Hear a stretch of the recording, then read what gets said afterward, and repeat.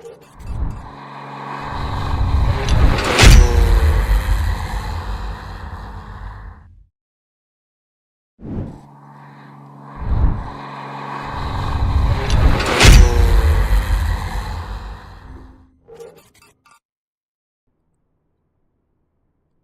morning, everybody.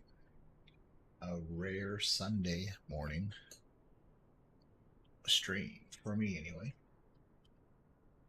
Just random weekend times when I'm available to stream, but here we are sitting in Des Moines, Iowa. We're flying down.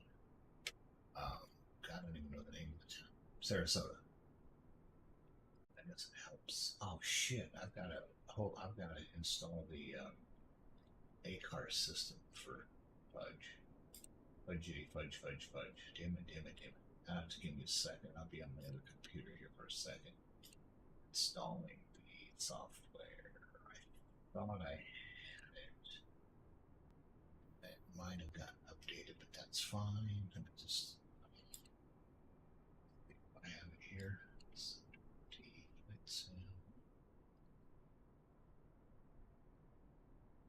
I got it. I think I can run this on this machine. I think. I guess I'll find out here in a minute. If not, I'll have to run it over on my 99% it works with 99% sure it works with FSUI PC. I guess we will find out. If not, I'll just run it on my main machine.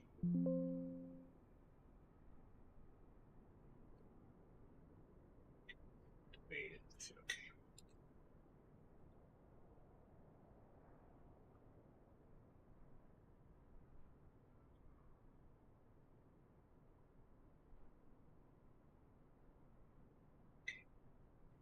Anyway, well, we'll see if it works. Oh God, AAY.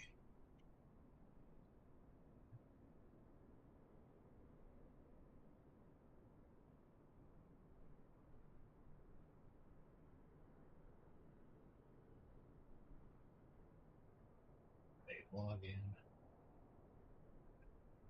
Functions do not match. Damn it. What did I use for passwords?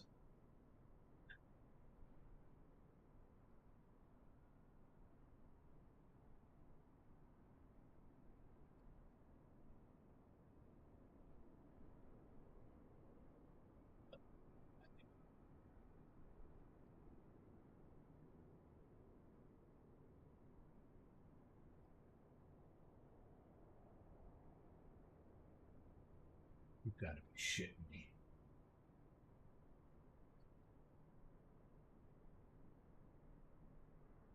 Pepper, how's it going, man?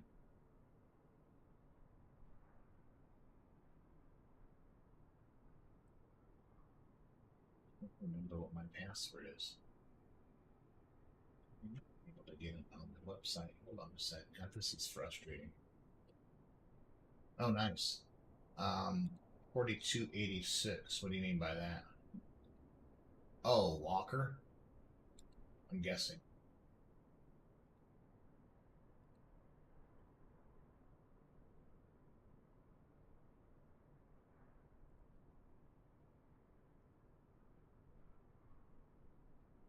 Okay, cool. Awesome. Yeah, I'm flying. Oh, I wonder if it's different. Managed path. I gotta check. Something's effed up here. I don't know if it's different because it's not my other number. It's my.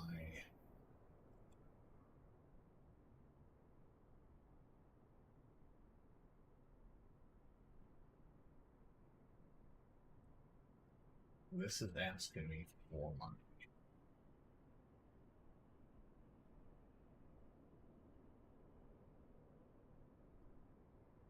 Huh. Well, both of those, and it's not working to get into ACARs. Please enter your pilot ID, email, and password.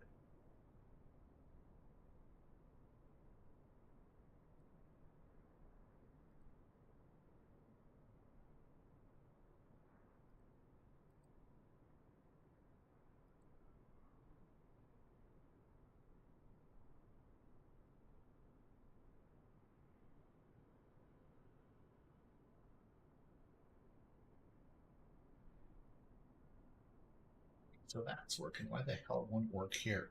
Is my caps lock on?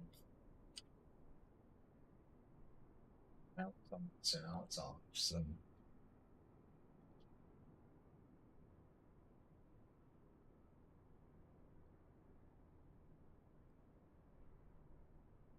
credentials do not match in our database. Please try again. What the hell?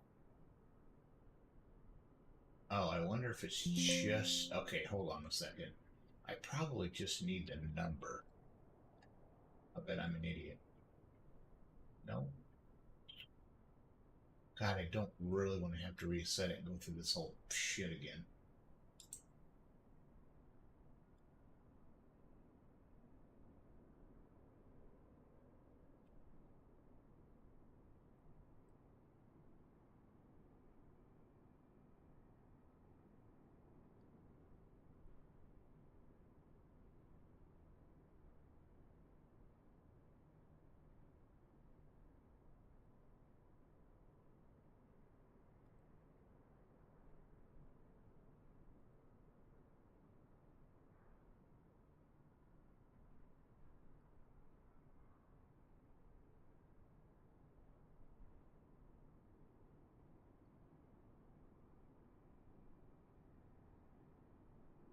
Oh, hold on a sec. I think I might know what it is.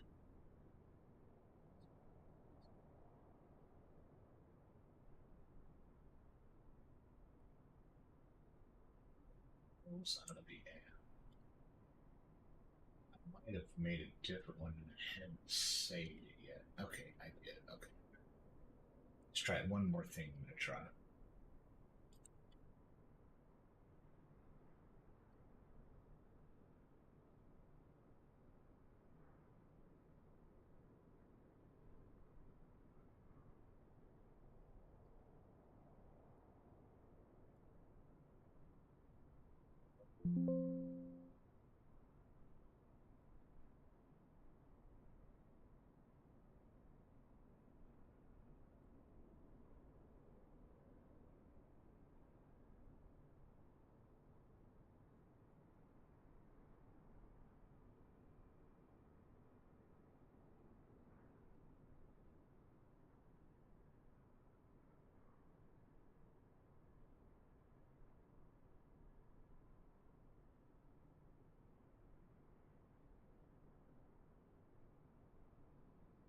Words do not match. Oh, fuck this.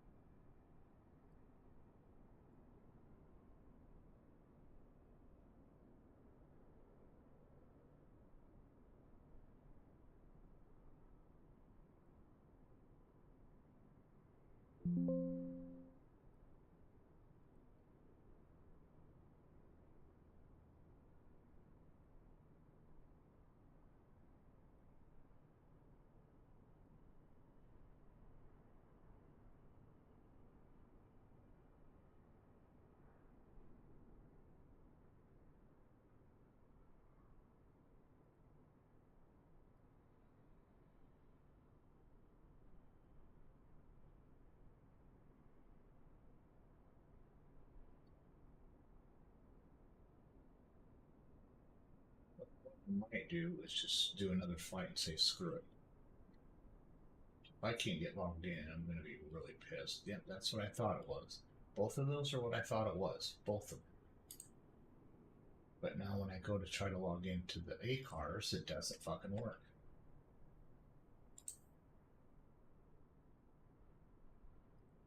So let's just try 66.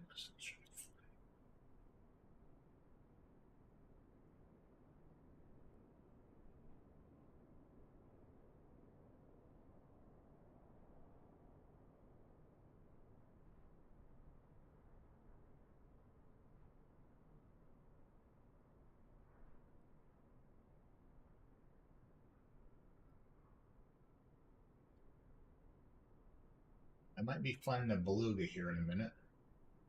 Okay, fuck this. I'm done. I'm done. Okay, give me a second. I need to log out of here and do a couple of things, and I'll be back in a sec. I'm not going anywhere. I'm just going to reboot. Um, I'm going to reboot and make sure you hit that follow button, Thumper. I'd appreciate it. I'm going to not reboot. I'm going to restart up with Flight Sim 2024. I'm done with this. I'll get on tomorrow and find out what happened.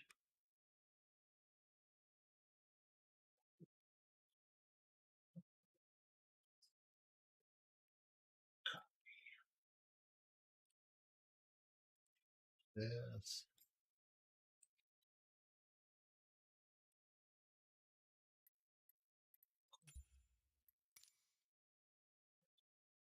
See what I'm doing.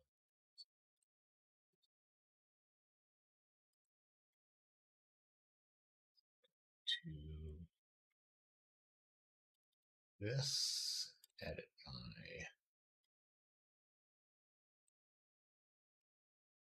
hosts file, save, exit, don't save.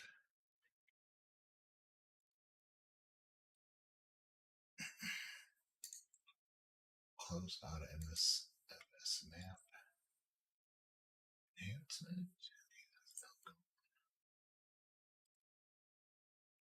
Oh shit, I didn't start it yet. Damn it.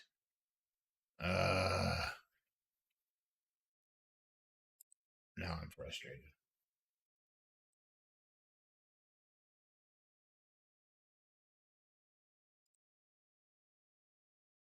I'll give me 1 second.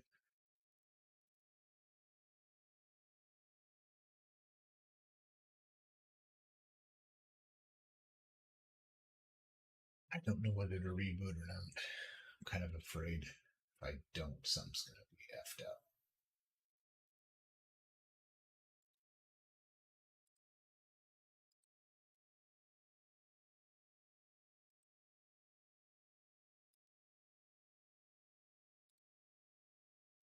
I needed to add, yeah, I didn't even start it up there. I needed to add the Beluga into the database um, to get started. So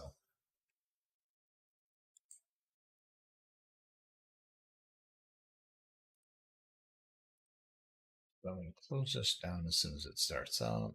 Hopefully I can do it right now. Yep. And I'm going to go to, I need to just get rid of that because I don't even use it. I'll just delete it.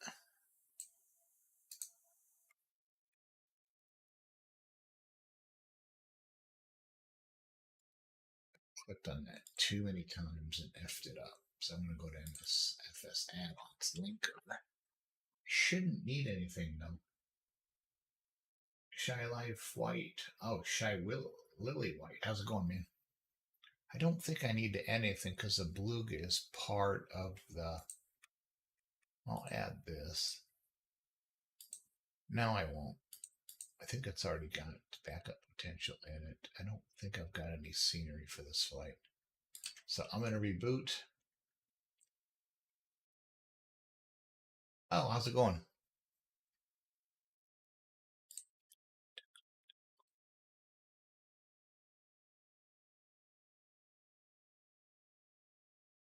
Uh,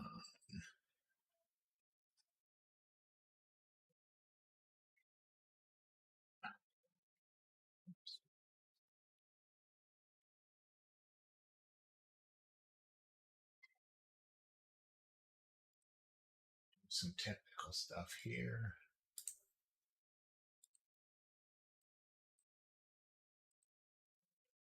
New flight to my bids.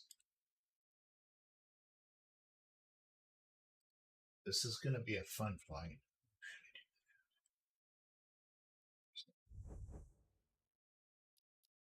Session.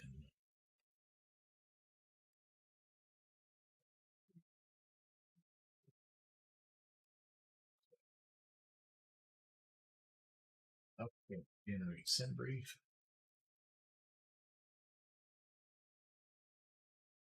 Okay. Yeah.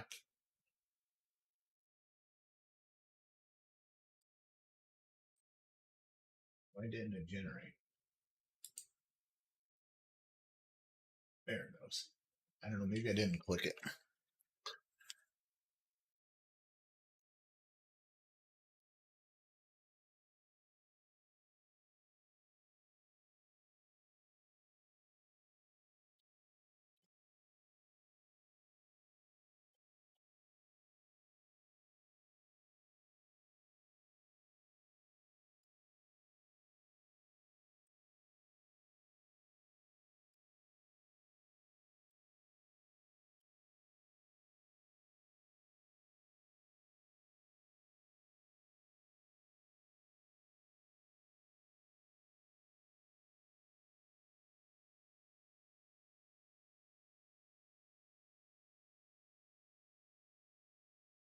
Okay.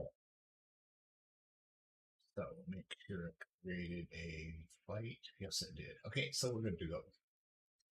That level 280. This is like an hour and a half. By the time I get going, get the plane set up and everything, it's gonna probably be a couple hours. So I'll be with you for a few hours. And tomorrow I hope to be on. I'm gonna actually plan to be on most of the day. Believe it or not. I need to get on Discord and send a message.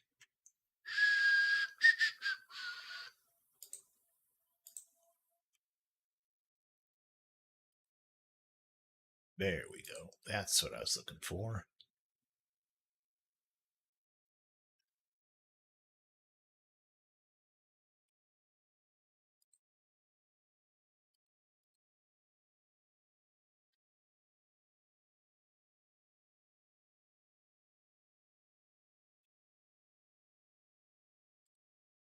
General discussion.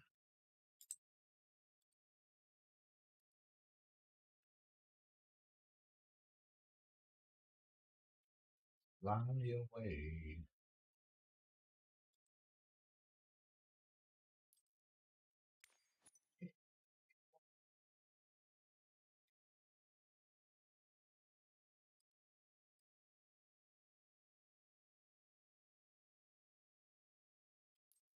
Reflight.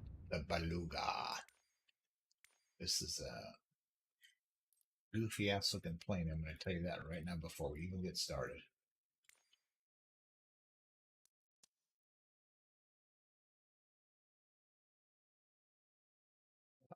Is that the one I want?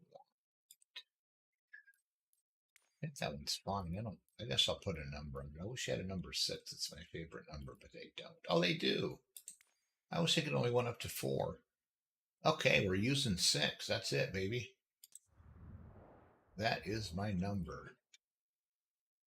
And we're flying from LIMF. Oops, what happened here? Oh, gotta save. LIMF.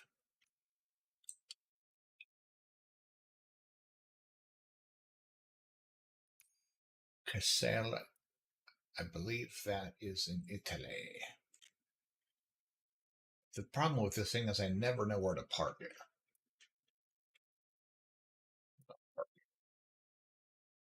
Because if I need to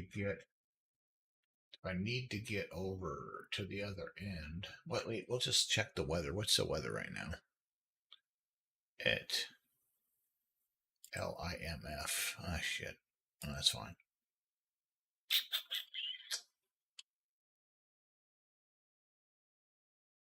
If it's conditions, so flight plan. So LIMF, it is 220 at 4. So that means I will be using 1.8. Yes. So I may as well really cheat, put myself right up by the end of the runway.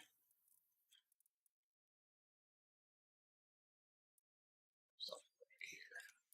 This thing is giant, so it's going to be all kind of jacked up. I'm going to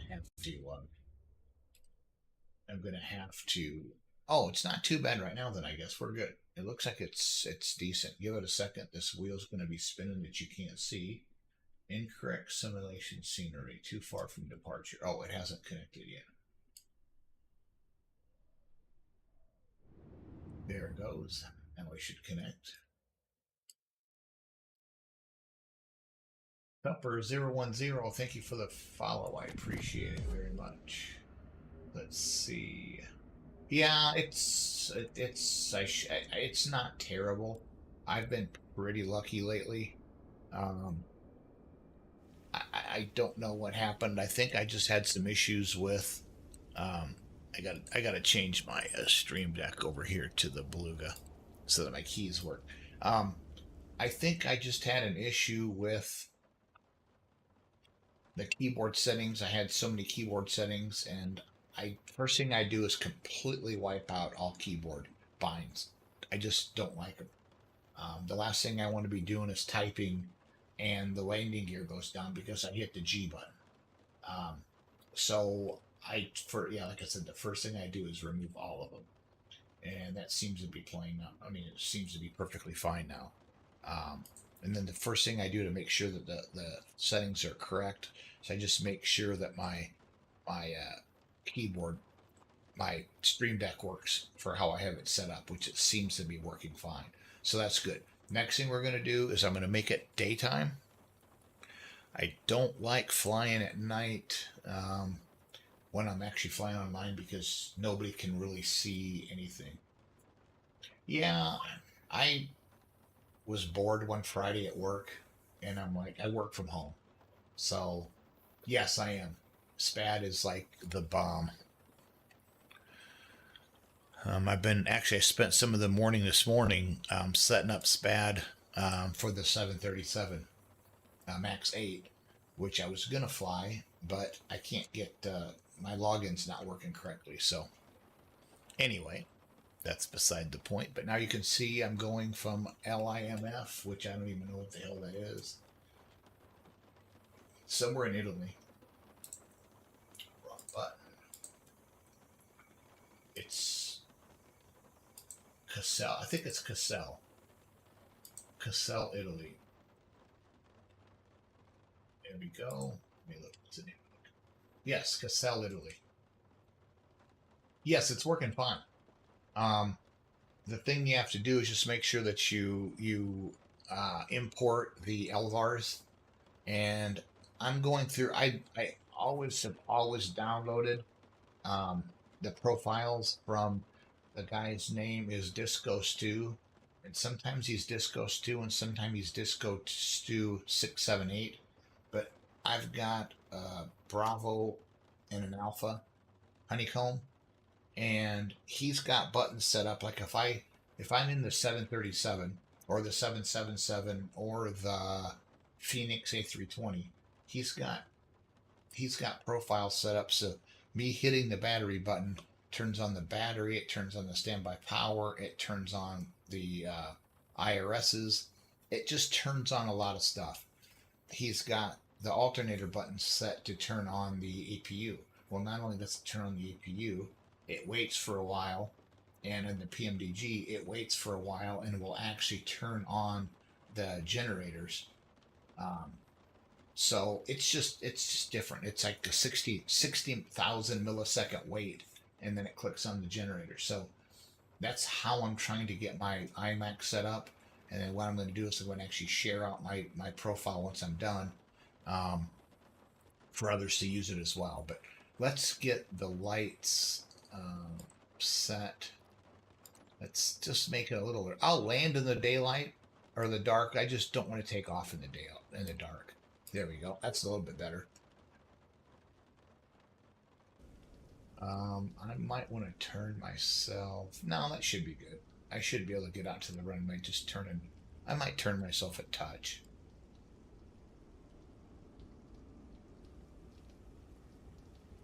Oops, wrong way. There. That way, it's just easier for me to get it out. I won't click my wing on that building.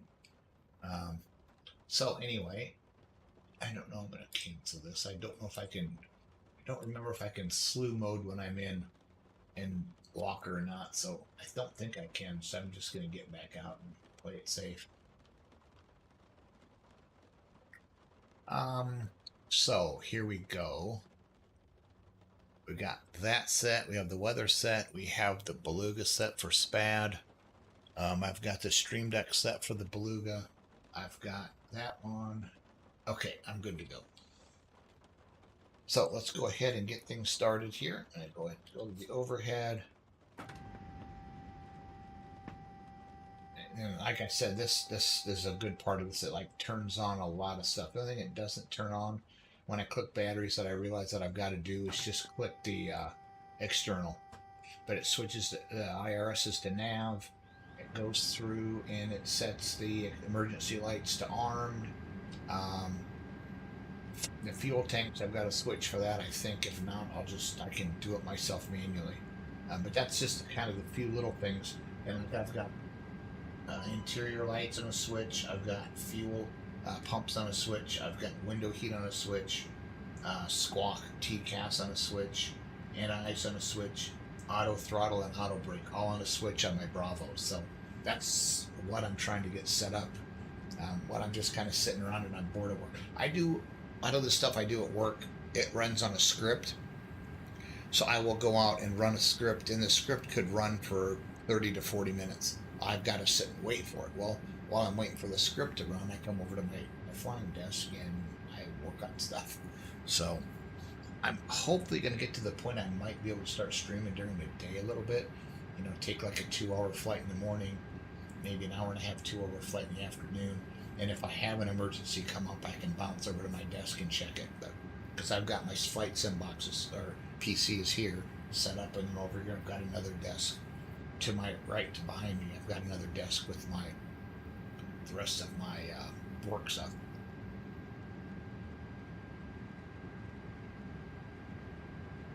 It's like 4 below zero here today, and the wind chills are in the negatives. So happy that I've got heated floors. Okay, so being that I've got the SimBrief already in there, I can go ahead and click the SimBrief button, and it loaded it up. LIMF to EDDW. EDDW sounds familiar. Is that Germany? Yes, Bremen, Germany. No, okay, that's cool. And if you want, guys, I can show you where we're at on Napograph charts. We're flying down here, just above the boot in Italy, and we're going to go and fly straight kind of northeast, and we're going to Germany.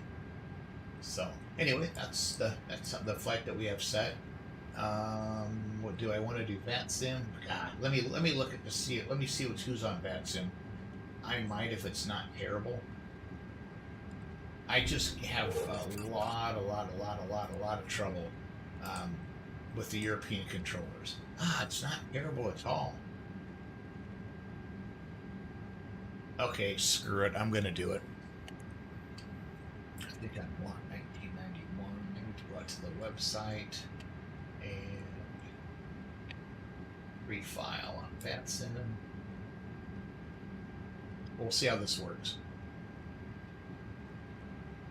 And if I get frustrated and get to the point, all I need to do is just click off VATSIM and I'm perfectly fine.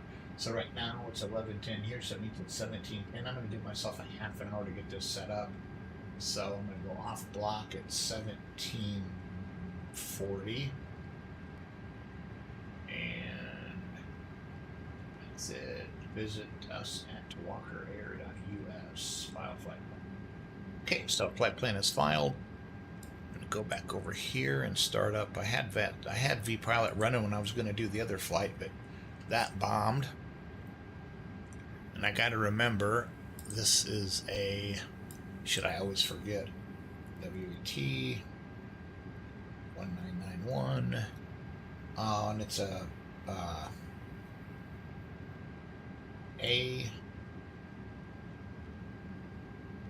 A337. Yes, yeah, 337. Airbus Beluga XL. Okay, so it should pop up. Okay, so it's LIMC Tower and LIMC Ground, so that is not us, so we're good to go. Thank God. I love flying with the ATC. I love it. I've got no problems. My problem lies in the fact that it's very, very, very hard for me to understand um, them talking. It's in English, but their accents are so broken that it's just like, it's just hard for me. So we got this set up. Let's go ahead and get shoot, ground OFP cargo. Don't know about that. Payload. Oh, here we go. Payload. Just get it from SimBrief. 387,000 zero fuel weight. Fuel, our max is 88,184. So we're going to apply load. You both glad I'm not the only one. Across the pond this weekend and in the UK. I haven't tried VATSIM it because of accents. Yes, and yes, and the procedures are another thing. Very much another thing. It's pain. And granted, it's all on me because I know a lot of people that from the U.S. that fly VATSIM over there, and they don't have any problems at all. There's actually sometimes I want to switch over to VATSIM text, just so they have to type it. It's a pain. It's a pain for them, and that's the worst part. It's just it's just the fact that it's a pain. Okay, so I said our weather was 280. Oh wait, it changed. Did it really?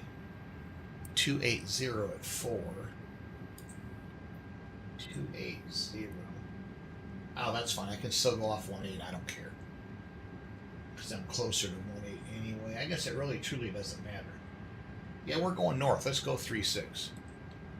So we're using 36. 1048. It's wet. Wind is 280 at 4. Outside air temperature is 6. And altimeter is 1023.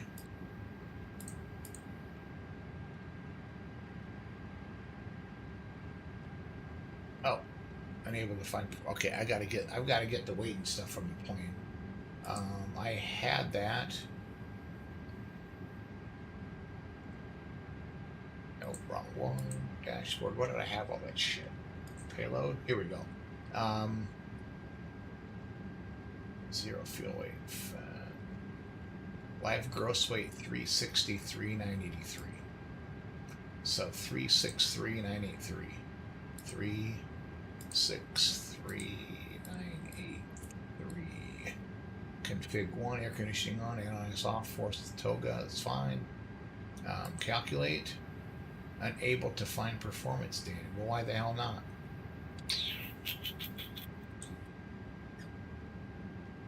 Why can't I find performance data? Oh, I know why. Because that's way off. Should be 363.9. I forgot you times it times 1,000. There we go. So our flex temperature is 58, V1 145, VR 161, V2 is 161 as well. Maximum takeoff weight, gross weight. We'll need this for performance thing for the FMC when we go to start to programming that. So we'll go ahead and do that now. Let's make sure it looks like the IRS is aligned. Let's clear out these errors. I've been getting that position invalid for a while. I don't know why that is. Okay, we use that to go to init request. It's going to pop up LINF to EDDW. Cost index, that's all fine. It shows up here WAE 8402. That's the actual flight number. But when we get online, we use our Walker ID. Mine is WAT 1991. So we have that all set. Let's go over here to the next page. Zero fuel weight. I think I can click this. Yes, and it fills it in. Then fuel planning to block should be, what did it say? I think 30,000. 33.2. So we're going to go ahead and confirm block. These will all fill in once the computer figures out what it needs to. And there you have it. So we can go back here. What I'd like to do next is go to the flight plan and get our departures. We're going to use 36, and we are using the MMP1Y. So go up here. Oh, it says Z. It says Y. Oh no, I'm sorry, Y and Z. So we're using the Z. The Y must be off the other runway. So insert, and we have all that. Top climb. Okay, so it's putting all that information in there. To 1390, and then it goes to MF702, MF418, blah blah blah. I will go ahead and put the rest of that information in there as we're flying. Next thing we need to do is check the performance. And we had our V1 speeds over here. We had 145, 161, and 161. I don't know if these fill out automatically or not. Nope. Oh. No. So 145, 161, and 161. I'll show you the outside of this dog, and you're going to shit a brick when you see it, because it's not the prettiest thing in the world. Okay, so our takeoff, flex temperature for takeoff was 58, and we have 4.8 degrees on the trim up. So 4.8, 58. That makes it easy. 58. And we go 1 / up 4.8. Oops, an idiot. 8. We fill that in right there. And that should be good. I don't know what the takeoff shift means. I'm not sure about that. All I know is that just the flex temp is the important one when you set your throttles for takeoff. Next thing we're going to do is we're going to get the destination. It's going to be -1 for the temp. UNH of 1021. And our winds are 140 at 4. This helps with the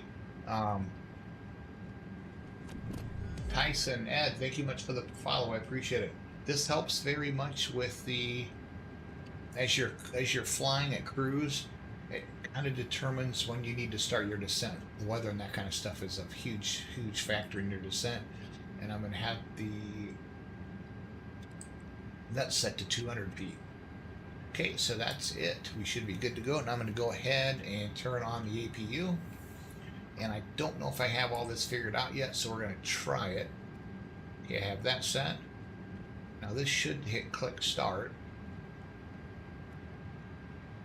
Okay, maybe I didn't get that one quite figured out, obviously. Unless I might have a delay on that. Of course, I never know what the hell button it is. Some connect, that's external power. Okay, so it's not going to work. That's fine.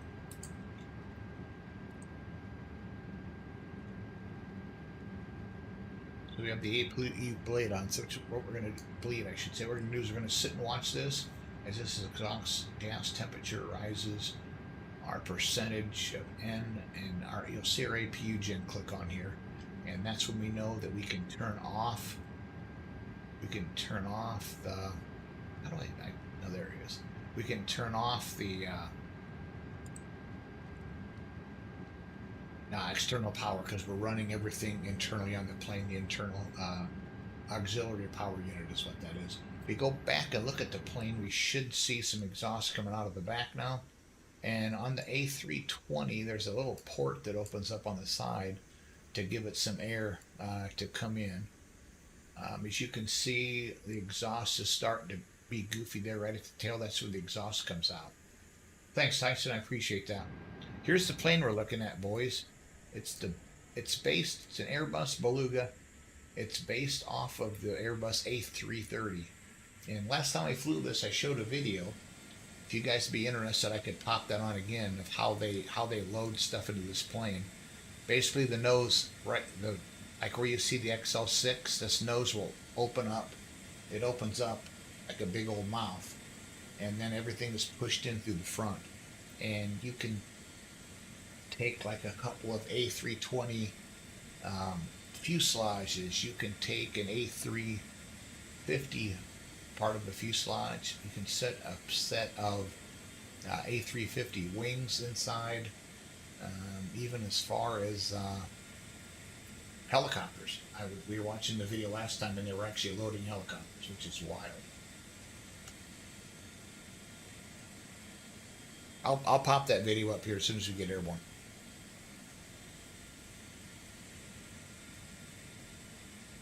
Okay, I'm guessing that let's get back inside.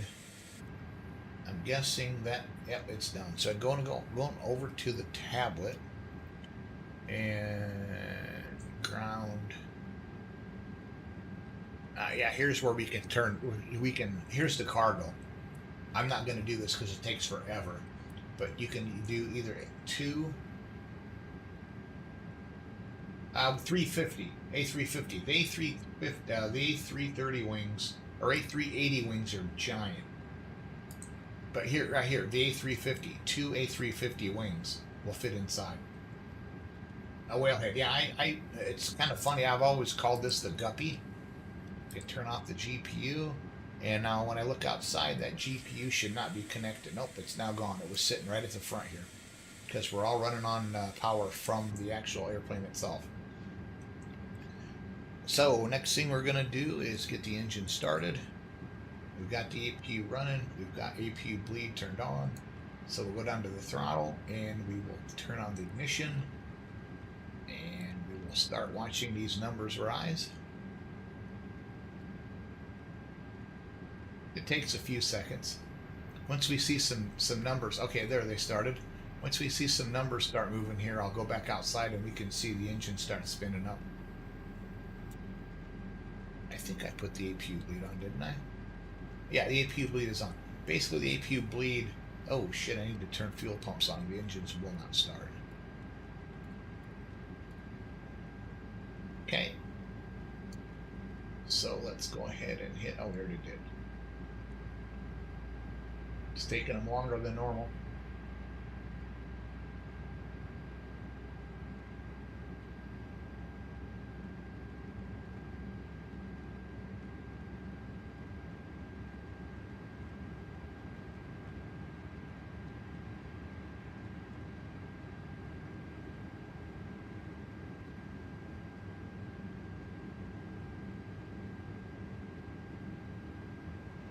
Why the hell isn't it doing it? I just didn't. I accidentally hit the... There it goes. Now they're moving. So it should... Yeah, there it's spinning up now. See a little rain falling.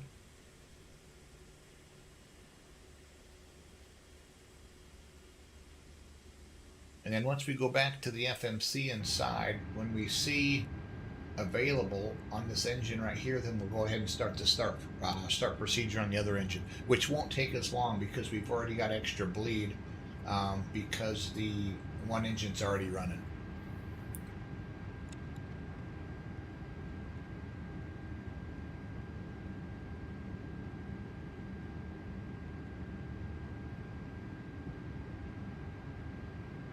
Yes, it's a commercial plane. They use it to haul parts and all kinds of stuff.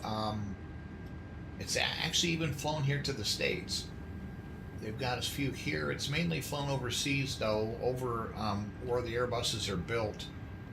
They'll take parts and deliver them to the Airbus factories. Okay, now I'm trying to think what we had. I think it's 28,000. Okay, we're just going to go ahead and hit number 2. I don't feel like waiting for it. And we're going to put that on them. And we're going to lift this up. And turn our TARAM on. Turn this to auto. That should be good. I don't know if the weather works. I was really hoping to show you the Max. The Max 8. Hopefully tomorrow. I just had an issue with logging in. So, okay, that seems to be coming up just fine. Let's go out and take a look at the left engine starting. It's the business end of the plane here.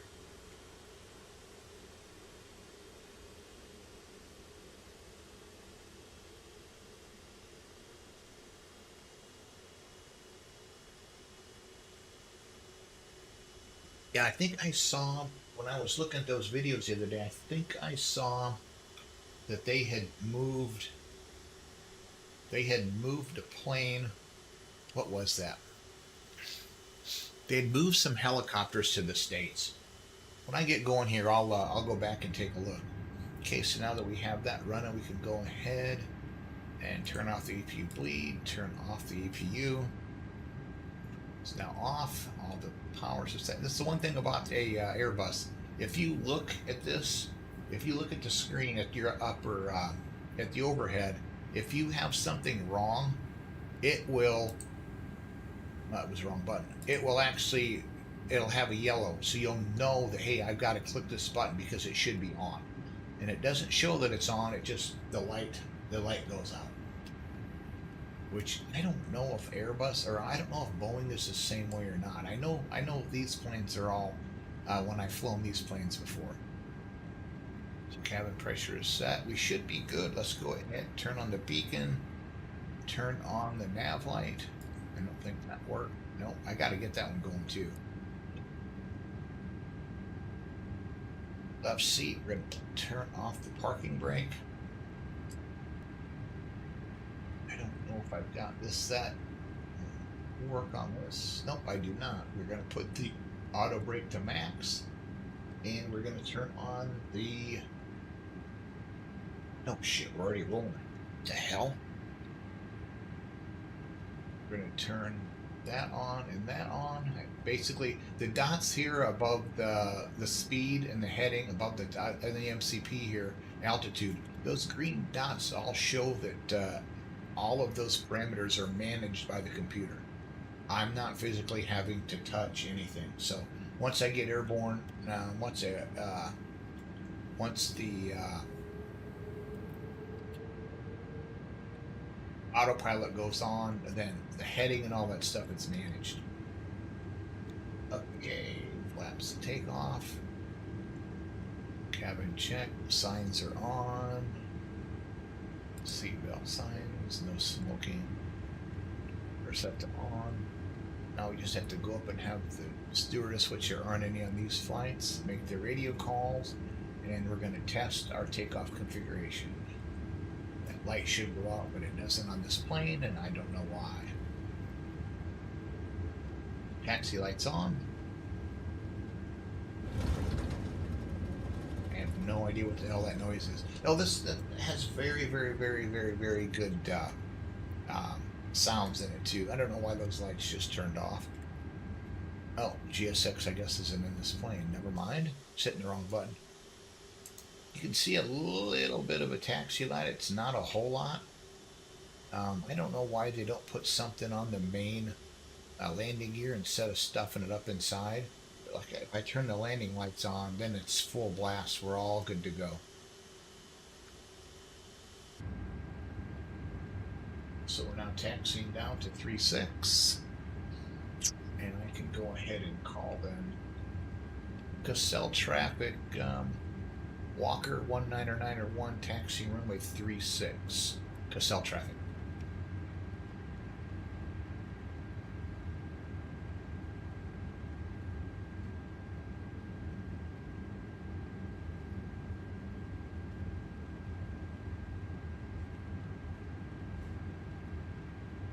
Seem to have lost my lights.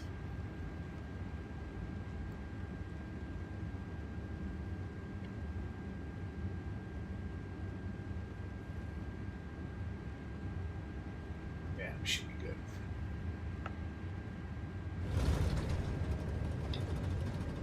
I don't know what the hell that is, if that's something rattling around in the back or what.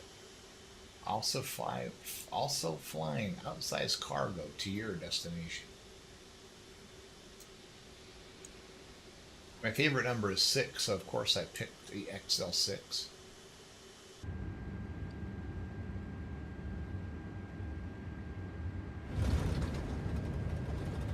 Like I said, I have no idea what that is.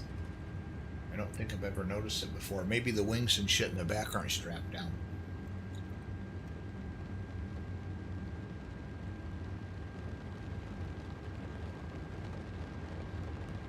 Starting to rain hard. This should be an interesting departure. Cassell traffic, Walker 1991 Heavy is departing runway 36. cell traffic. Okay, so let's get the landing lights on, strobes on, taxi lights off. We have that set, we have that set, we're ready to go. Visibility is shit. I hope I'm on the frickin' runway. Yep, I am. There's the arrows. Okay, let's go.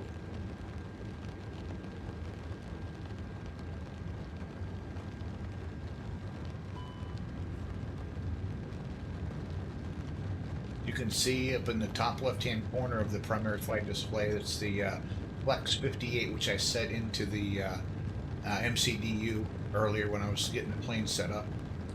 That's the number you need. That sets the throttles. I don't know why that error message is there, because I've got it set correctly.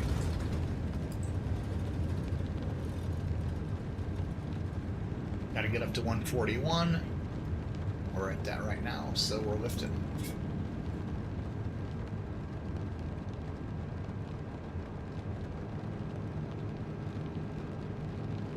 Gear up.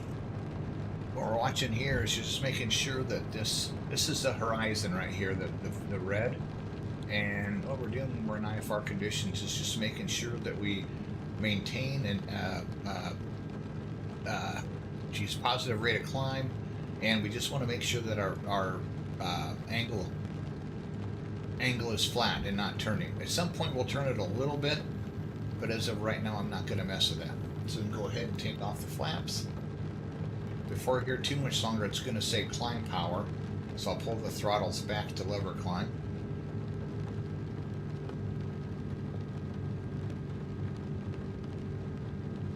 Oh, come on, how did I miss them? There we go. And we'll go ahead and hit the autopilot.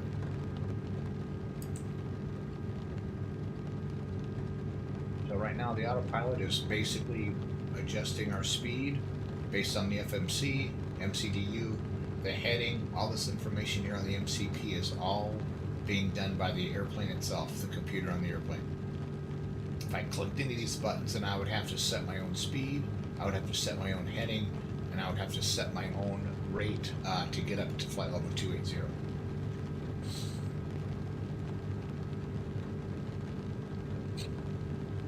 Where are you from, Thumper?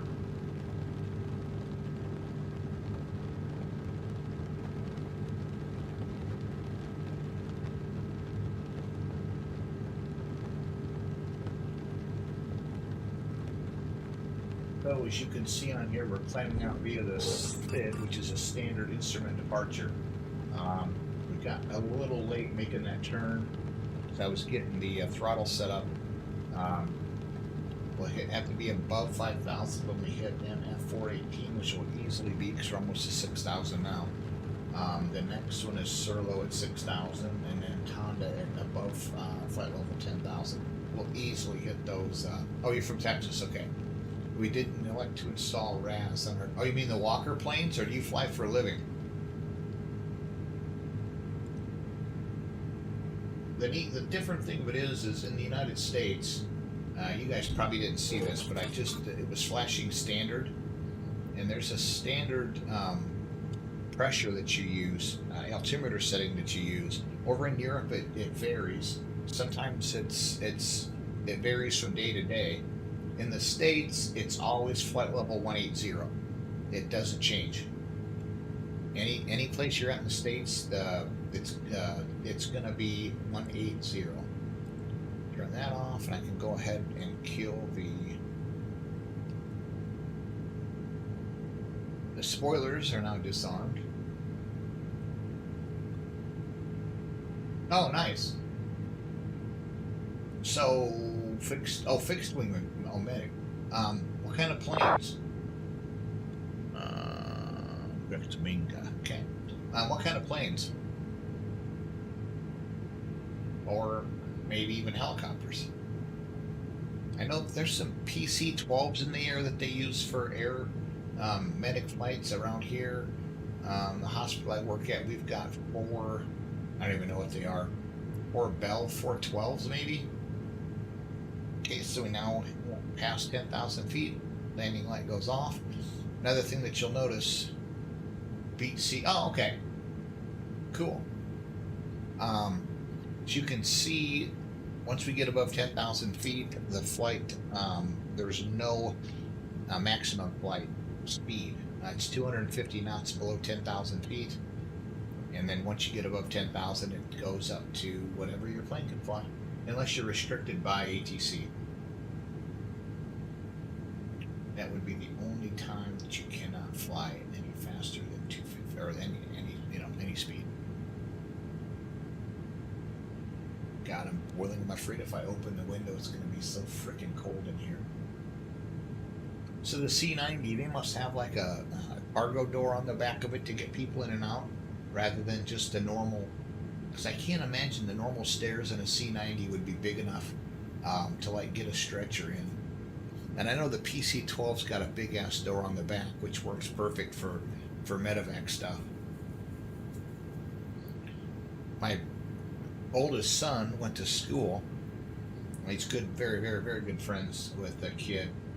His dad owns a PC-12 actually, and he just bought a. God, what did he just buy? A helicopter. Okay, awesome. And that has to be. Is that standard? Does the C-90 normally have a cargo door in the back just to like load up cargo for their normal flights, or is that something that's added on the medic side? Anyway, my son's friend's dad bought a helicopter, and I can't think what it is. Damn it. I thought it was an Airbus. Okay. Factory option. Okay, that makes sense. I'm going to go look to find out what kind of helicopter it is, because he's so funny. They both went to Iowa State, which is from where they live probably like maybe an hour, 90-minute drive. And he would fly the PC-12 up there to go visit his son. He wouldn't even get in the car and drive. Which I guess if you have the money for a PC-12, I'd be flying it everywhere as well. So yeah, that's kind of funny. Funny story. He's a character. I'm so pissed. One year I was up at.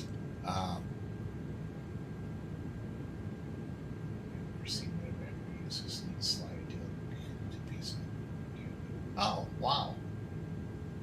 Oh nice.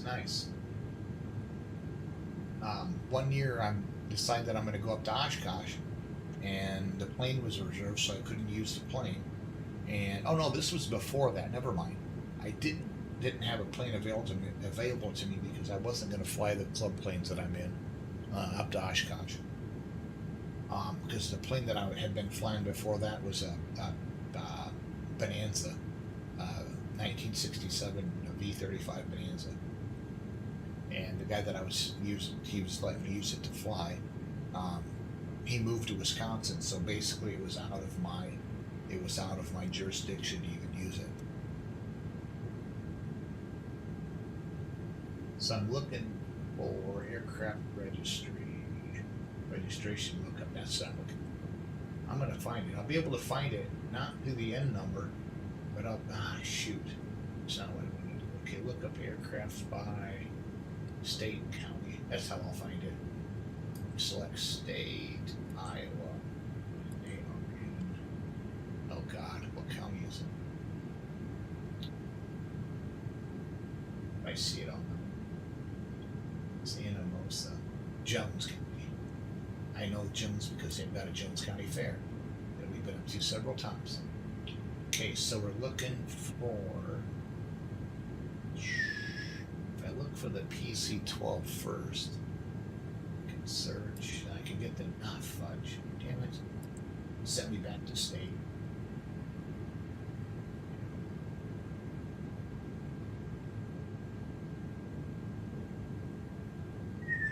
Oh, sorry, one of one page. This should be easy. Stone City. He bought a Bell. A Bell 505. He also owns the 172. Oh, no. I take that back.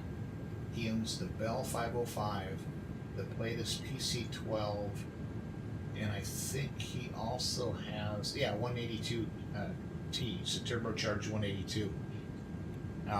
It's kind of funny because my son is good friends. Oh, strobe lights off. I've got them on.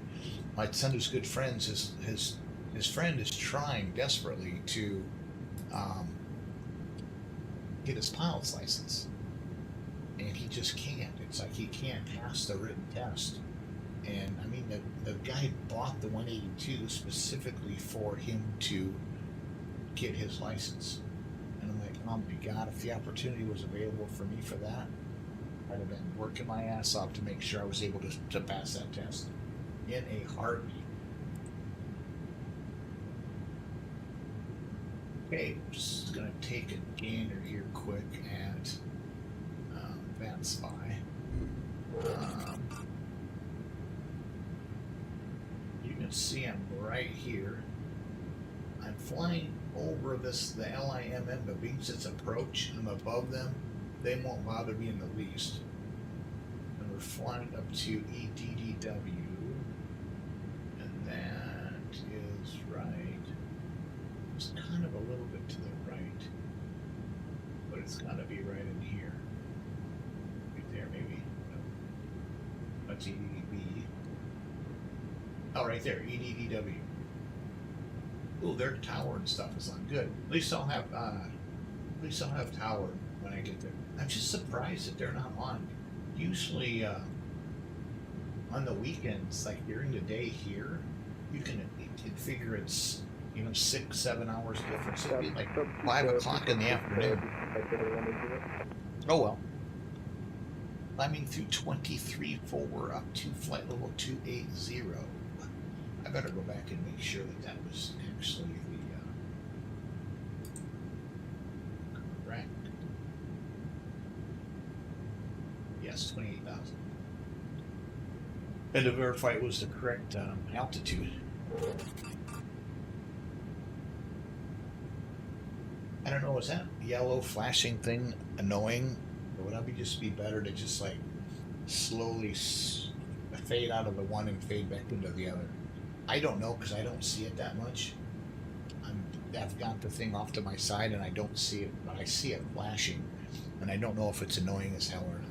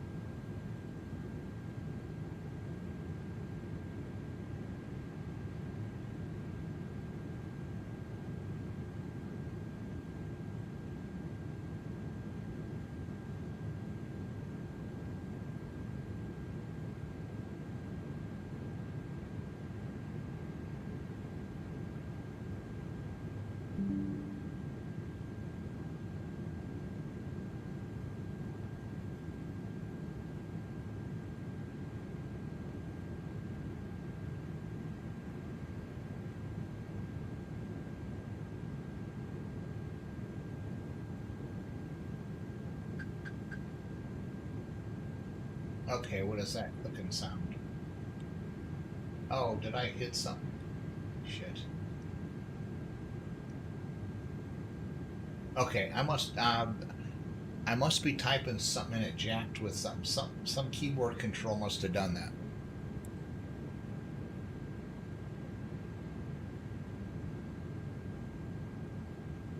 I'll check to see which one.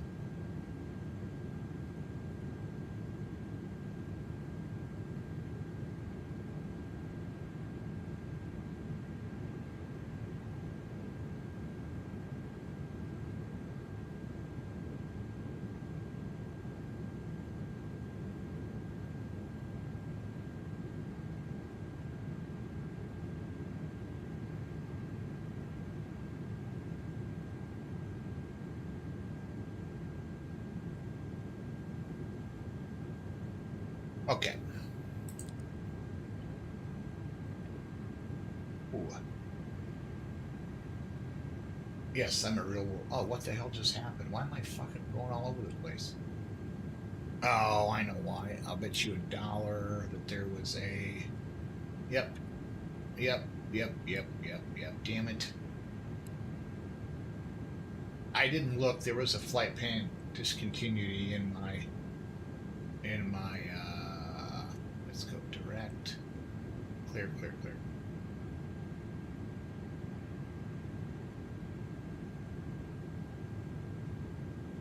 There was a discontinuity in my flight plan. Let's just go direct to Lakta. Screw it. There was a flight plan discontinuity in there, and what I should always do is I should look through it to make sure there's not a discontinuity. What happens sometimes is I'll show you here quick. Let's go Netgraph charts. I'll go to the charts. As you can see here from this chart, I took off to the north and followed it out to Tonda, and I was going up to MMP. And once I got to MMP, the discontinuity happened, so it had um, no idea where to go next. So it basically shut off um, the manage mode because it didn't know where to go. So what I did is I went down in here, clicked the direct to button, and then the waypoint that I wanted to go to next. So that's what I did, and as you can see here, it corrected itself. Ah, shit. It corrected itself with the dots next to under the mock and under the heading. There's our baby beluga. I call it the guppy. Yeah, look at the mountains, man. Actually, I don't. Yeah, I don't know how that works for sure. Let's get back in here. There should be a button. There we go. No, shit, that's the same thing. Is it home? Now it doesn't work. Oh well, I can just still use this, I guess. If I had my son's Xbox controller, I could use a controller to like move around. I've got to figure that out. Oh shit, you're not even looking at the views. I've got to figure that out. Yeah, exactly. I'm in Iowa. It's the same way. Um, I've flown to Oshkosh. I've flown to Minneapolis. I've flown to Chicago. I've flown to Omaha. I've flown down to Kansas City. I don't get any mountains. I get nothing.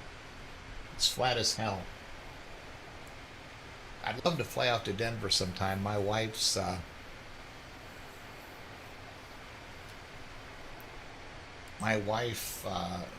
sisters lived out there for years,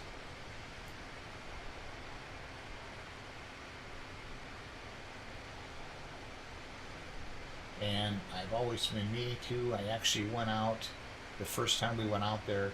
I went out and talked to the people at Centennial, and they said, if you, I just asked them. I said, if I ever get a chance to fly in, what's the standard procedures? Flight Simming World 321. Thank you for the follow. I appreciate it. Oh yeah, okay. Yeah. Oh, Kansas and Oklahoma, same way. I've driven through Kansas and Oklahoma. Mom and Dad used to live down in Mesa, and when over the winter, and when my mom passed away, well, actually she was in the nursing home. My son and I drove down there just to check on the house, get stuff cleaned up, make sure everything was good, etc., etc. And we ended up running into just flying through Oklahoma, like the west end of Texas. It was just like, oh my God, it's just as bad as Nebraska. Now, yeah, it's just as bad as Nebraska. I'm going to admit it right here.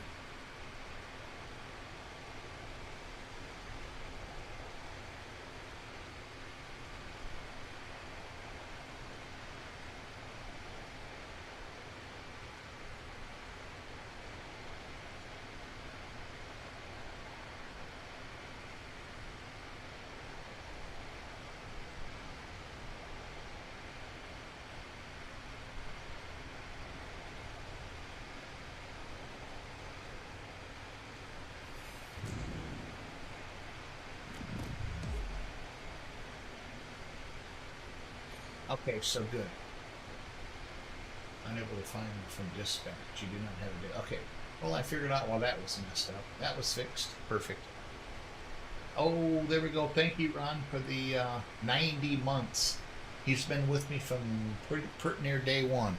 Let me get a calculator out. So 90 divided by 12 is about 7.5 years. Exactly, 7.5 years. I've been streaming for just under 10. I was looking the other day, and I started streaming March of 20. Wait, yeah, March of 2015. I'm like, holy shit. Thank you, though, Ron. I appreciate it.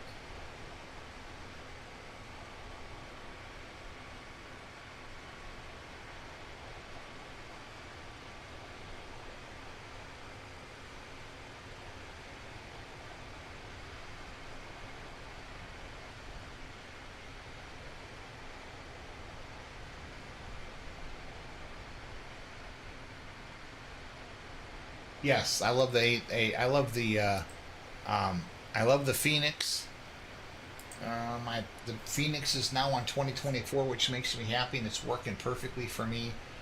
The reason I'm flying this is because our a VA that I'm in has a Beluga tour, and now that the Beluga was part of the default with 2024, I thought, screw it, I'm just going to do this tour.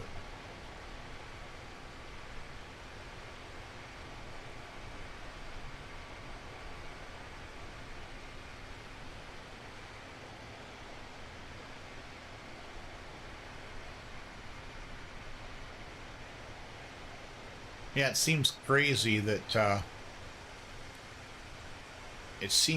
absolutely crazy that here I am, almost 10 years in. Hey Ron, don't worry about that. I've I'm no longer with Spirit. I was the COO, and I have to admit, I kind of regretted it. Um, I was expected to get people on there, a lot of people, and I tried. As it turned out, um, I think with the actual company, I don't even know if you weren't flying, if they would even ban you, because I don't know if anyone's even running it. Man, I put stuff on Facebook. I put stuff, I mean, on Reddit. I flew with the Spirit website. Join. I did everything I could, and we would get like one member every week or two, and no flights this last month. I just thought I'm done. And not only that, though, I was a marshaller with Walker, and when I first started, it was perfectly fine to be a staff member on another VA, and they since changed that, so I was booted from being a marshaller. But hopefully, I'll be back. Time will tell. Anyway, here we are.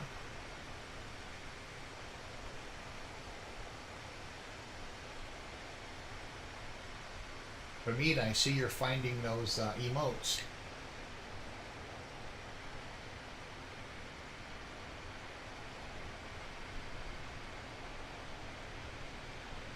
Yes, I got other emotes, but my own emotes, I've only got 4 right now. Um, I want to get some animated ones as well. Yep, there they are.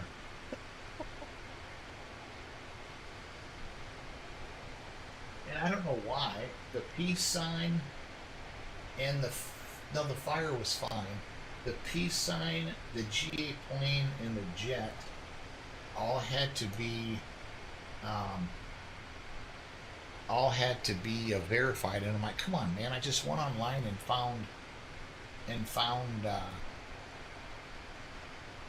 found these emotes, and I'm just gonna use them. Yeah, there's another one though that's the one that I actually put out there. Oh, wrong button. This one.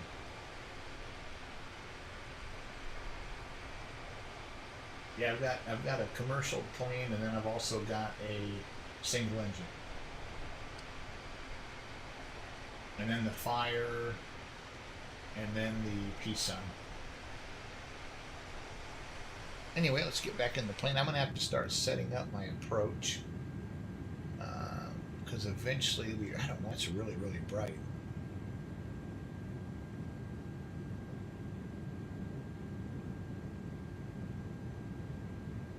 And it doesn't look so bright when you're. Yeah, that does. Oh, there we go. That it does. Okay, good. Turns it way down.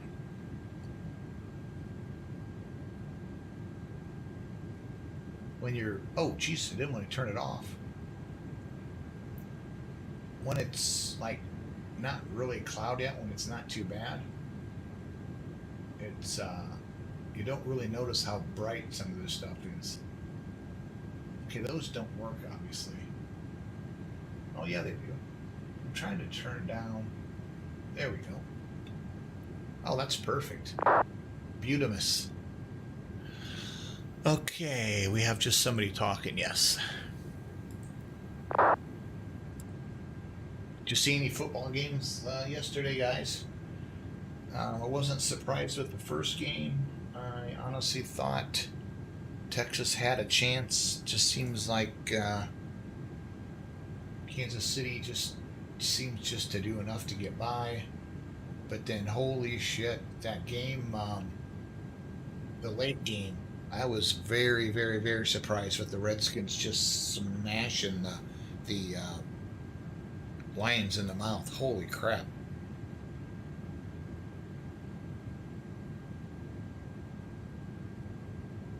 And it's kind of funny. Oh, Thomas Johnson, 241. Thank you for the follow. I appreciate it.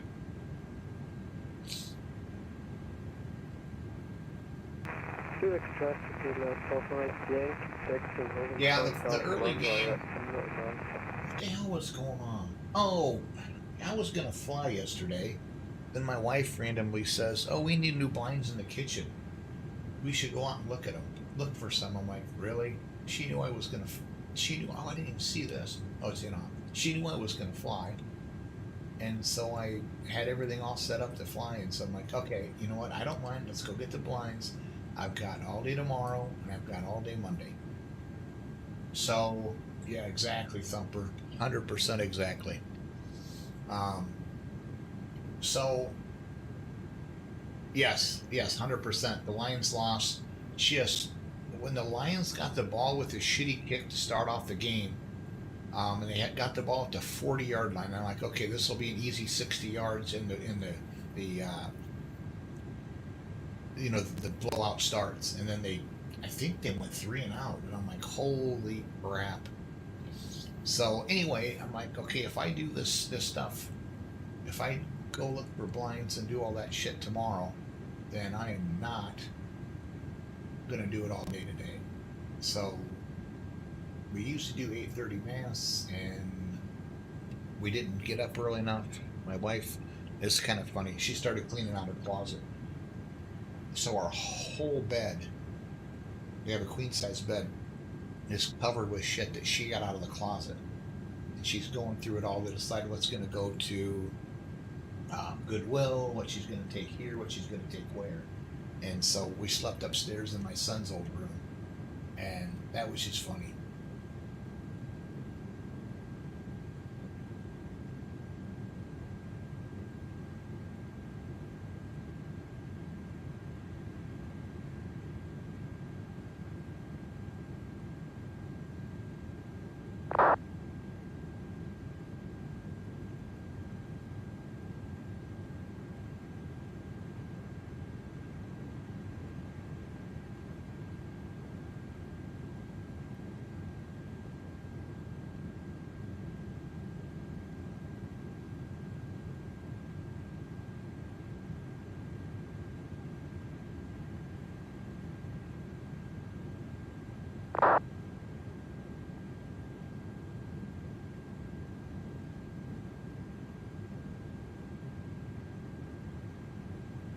Oh, dude, hold on a second. I'm texting a friend real quick. To Classic 11 for flight Yankee line up on network.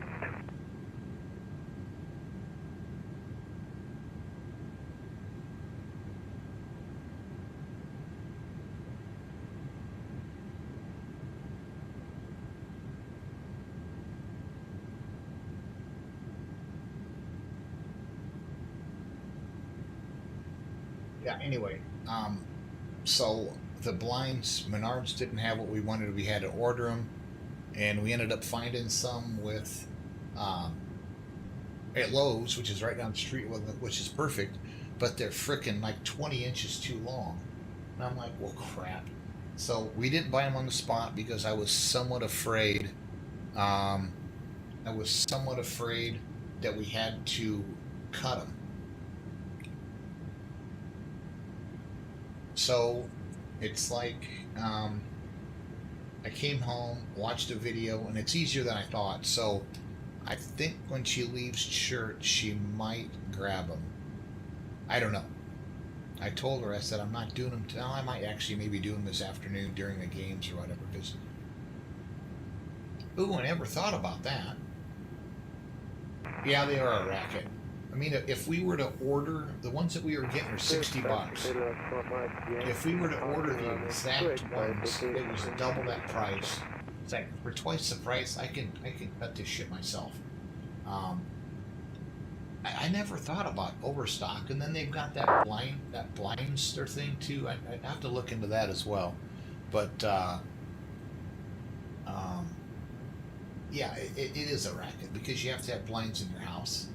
Exactly, $60 isn't bad, and they're 54 inches wide, and we need them 38 inches long, and the only ones that they had were 72 inches.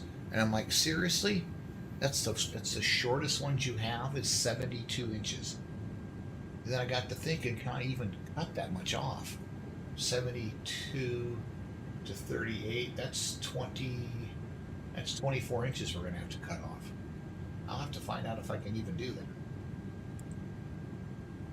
Never even thought about overstock. Dang. But we've got blinds. I guess they don't have to necessarily match, but we've got blinds in our kitchen, and the one right above the sink, the kitchen sink, is just filthy as hell from you know water and stuff splashing in the sink, all kinds of crap. And the two in the kitchen are exactly the same. We go out into the living room. The windows are huge, and there's like three different narrow blinds rather than one big long one, which is good because sometimes we have some of them open and sometimes we don't, have it completely open. So,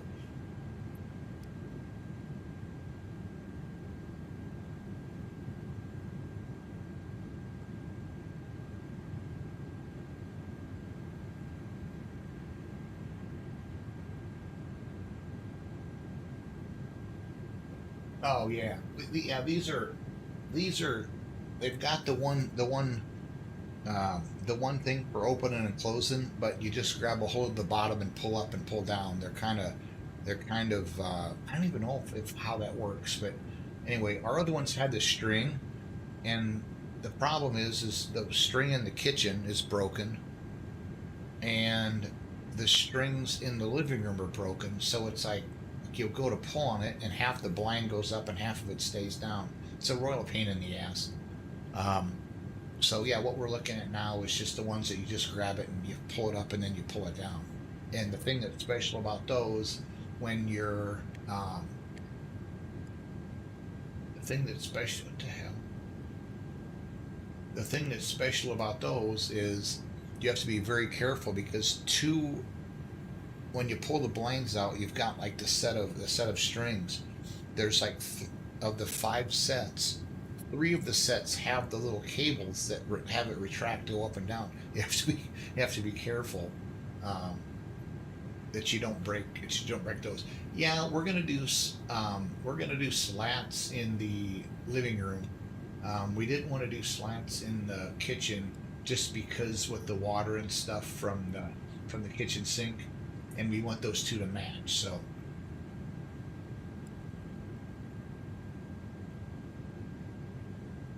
you're doing more of a shade type thing in the living room instead of blinds. We thought maybe we go 2 inch. Then we thought, now let's just stick with the 1 inch and be done with it. So that's what we did.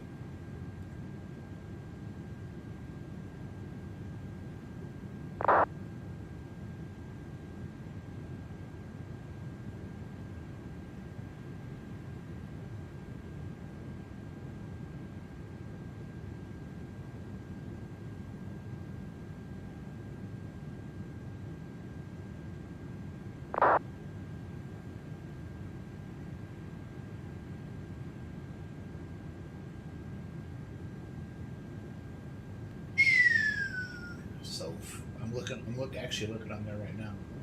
They've got 60 inches. No, it's length. 54. Jesus Christ, you've got a lot of options. So there's 54 by 72, exactly what we're looking at right now. And they're $81. So they're cheaper at Lowe's. I'm looking at Overstock right now. They're cheaper at Lowe's. Well, that's good to know. Okay, I'm going to put in the arrival. I'll show you guys on Navigraph what I'm doing here. So let's go to the arrival. And we'll be coming in from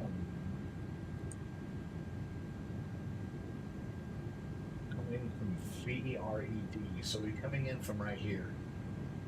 Then we'll have to just figure out what we're going to do. So let's see what the weather is there. I think it was 110 at 5. I wonder if there's a way to verify that that's actually still the same. So 110 at 5. We look at the airport. I will definitely be using runway 9. So going back to here, we're just going to be coming in, and we'll just have to get vectors once we get close, which is fine. Tower's on, but tower really won't take me until I'm almost to land. So we got to be at Barrett at 4,000. So let's go ahead and put that in. EDW, and to go to the arrival. Runway 9. There's 2 different ones. I don't know what the difference is. Let's look at those quick. Approach, runway 9. You got the ILSZ. Oh, so basically what I'll do is I'll come in here and I'll just basically loop around. I think I'll do that. Nope, they're both the same. Oh, no, I'm going to do this one.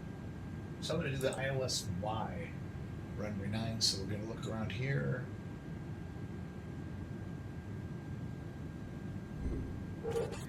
Looking on the FMC, we got ILSY 9. And we're coming in on the Varied 3D. Okay, my bad, 3P. Transitions done, insert.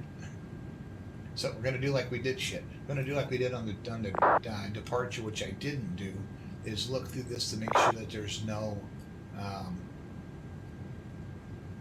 discontinuities. And there might be some. There's nothing I can do about it, just because of the fact that it's like a vectors to the ILS situation. But this should be straight in. Yep. It should be straight in just because of the fact that we've got we're coming from Pixar, and Pixar is actually part of the. Yes, they'll go Varied, and then to Pixar. Varied. Oh shit! Did I select the wrong one?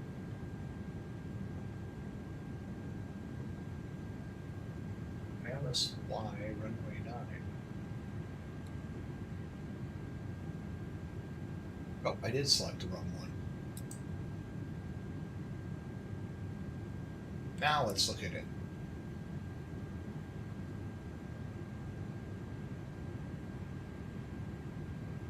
What you get? DW53, DW51. Okay. So we have Duckburn must be part.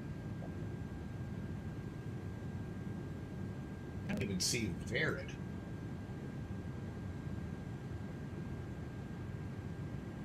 Something's jacked up. Okay, let's just go back here. Europe or Elmont, where Luxus. That's part of the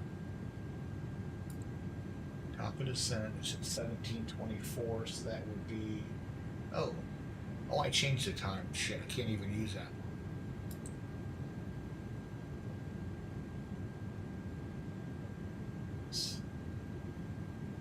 This seems to be jacked up.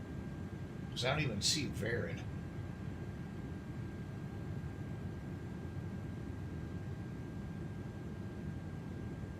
Huh.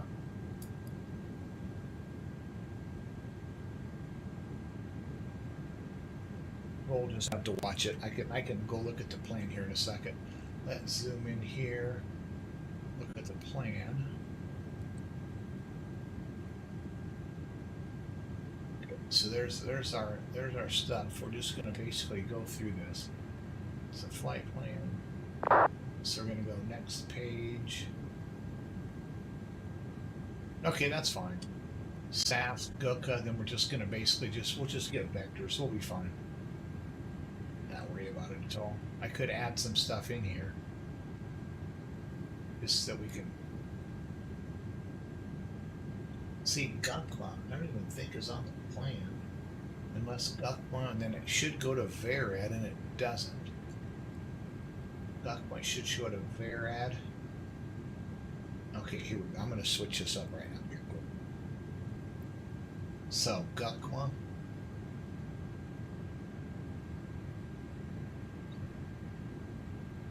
VERAD should go right here. Yep. And then we want to go to PIX EIX. EIX. Usually I wouldn't worry about this, but I don't know what the conditions are like. Temporary flight plan exists, so maybe I gotta click insert first. I might not be able to do two things. So Varad, I still don't. So here we go. PIXUR. Please don't. This is usually when these planes bomb. Is when they're doing like and then DW053. Usually when they're doing calculations when you're changing this stuff out. 053.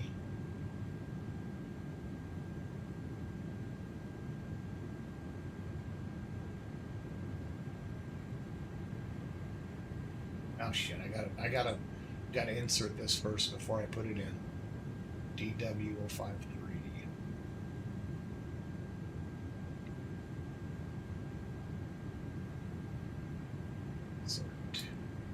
There we go. So picture DW053 and then DW051. We're going to clear up this discontinuity. D51 and then DW050. Yep, right there. Perfect. So we are set up and we need to get down to DW051 at max 2600 and minimum 1700. So I'm going to set this in for 2000 feet. And we'll know with the little dashed line when it's time to start our descent, and it should follow the plane down based on the SID. At least we hope it will. Taco, how's it going, man?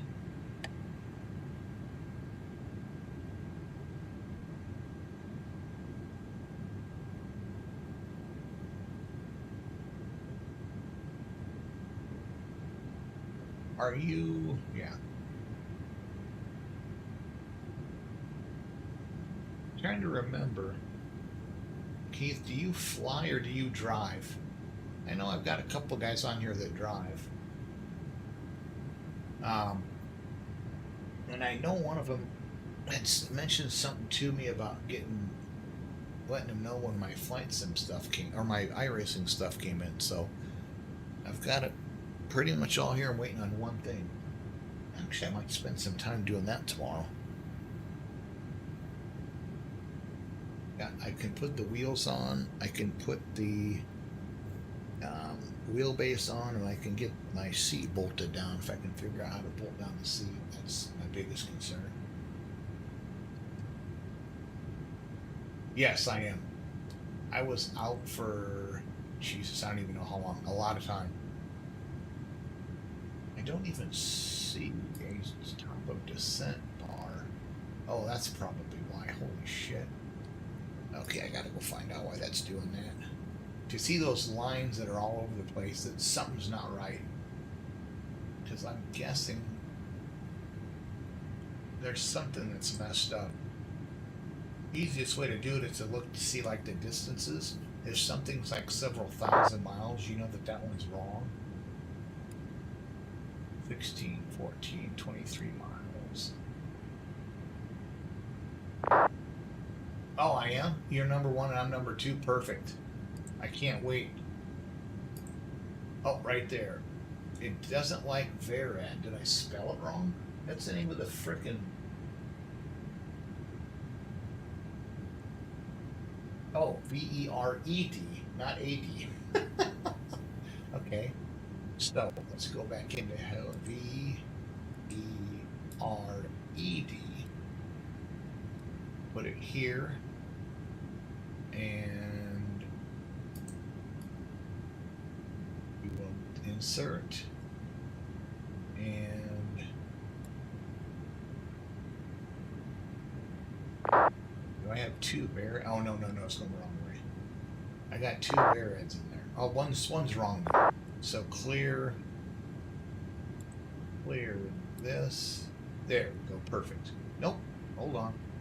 Clear that and clear this and clear this. Ah, I deleted it again. Damn it. V-E-R-E-D. I clicked the wrong button. It was shifting while I clicked and it effed it up.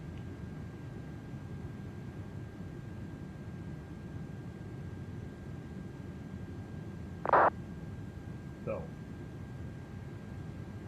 insert. Now, before the stuff shifts around, click clear, wait for it to shift, and then click the right button. There we go. Now it's set good. I bet we don't have that line flying out there. Nope, there's our top of descent. So it recalculated it, which is good. I knew something had to be jacked up. Just I mean, only at 28,000 feet, so not that high, but I knew something had to be messed up. I just didn't know what. Yeah, I kind of miss doing the, definitely kind of miss doing the 24 hours this weekend. I remember doing it, and I'm still with Geodesic, and they usually have like a group that's not quite as fast as all the other ones. And I don't think they had anyone sign up this year, which is fine, because I don't know if I would have even wanted to get back into it and immediately go straight to a 24-hour race. Because usually you're sitting up half the night. Where's predictive wind shear at? Yeah, non-existent. I don't even know where the hell that is. Is that down here somewhere?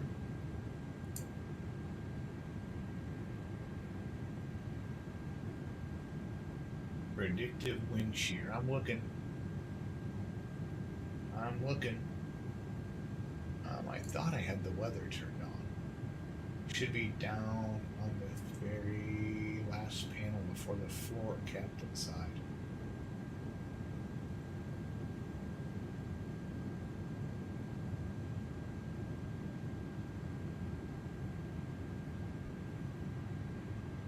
Oh, right there.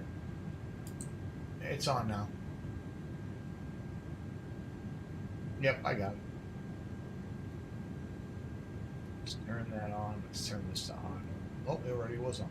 Okay, so it was on. Is that what you're talking about, right? PWS?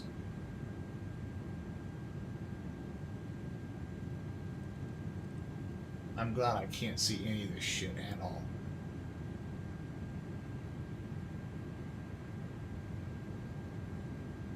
Can't see I can't see where the switch is.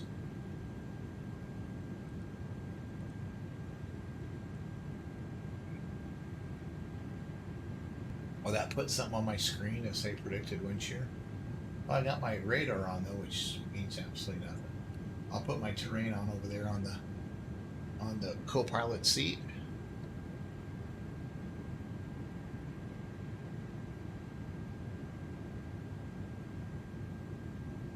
Oh, yeah, that would me too.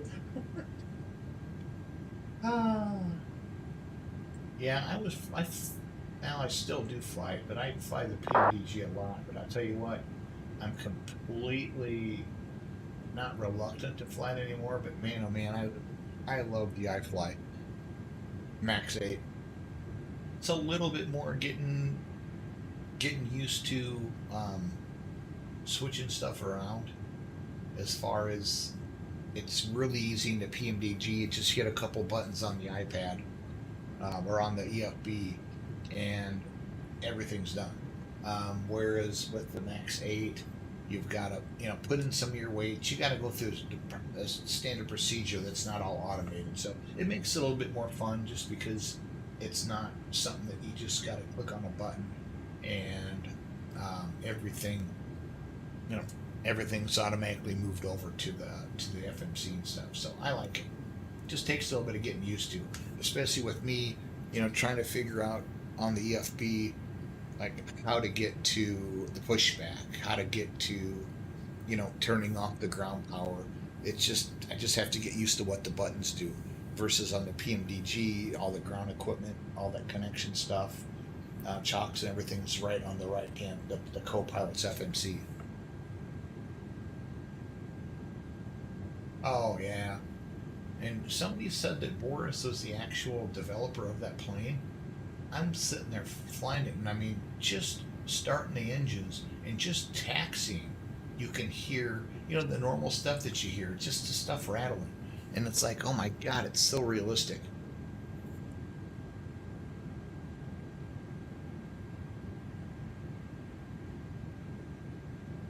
I don't know how long this next Beluga flight is. I'm gonna look at my thing quick. I don't know. I think the next one was gonna be a long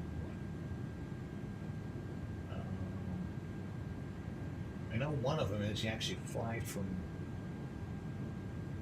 Let's see. Here was Beluga. The next one is 1166. Oh yeah, you go from Germany up to Keflavik, Keflavik, however you pronounce that, International Airport, and then we go from Keflavik to um, Bangor, Maine, and then the last leg is Bangor, Maine, down to the NASA shuttle landing facility. So this flight's about an hour and a half, and it's just under 500 miles. That flight would be about 4 hours. So, kind of, maybe I do that one in the morning. Or I've also got the 777. Now, you know what? I'm going to fly the 78. I'm going to fly the 77, the 737 Max 8 tomorrow morning, for sure. Now that I've got my login stuff squared away, I'm going to do that for sure.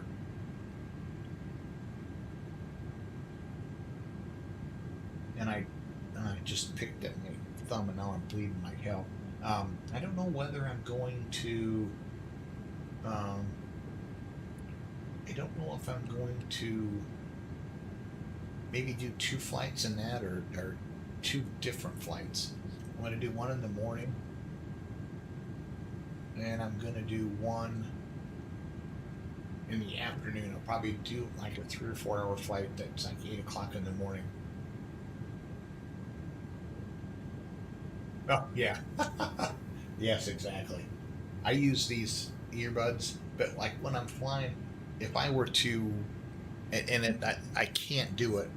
Um, if I were to turn my volume up on I've got Altic Lansing, 2 speakers, and then a subwoofer under my desk. I can't have them on because then my mic picks up the sounds, and it makes it just awful for me and you guys, because I'm hearing everything that you guys are hearing through my earbuds.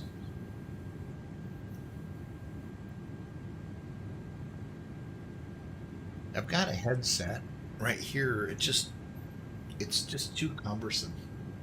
I don't like it. Just too much. Too much. Just gets hot.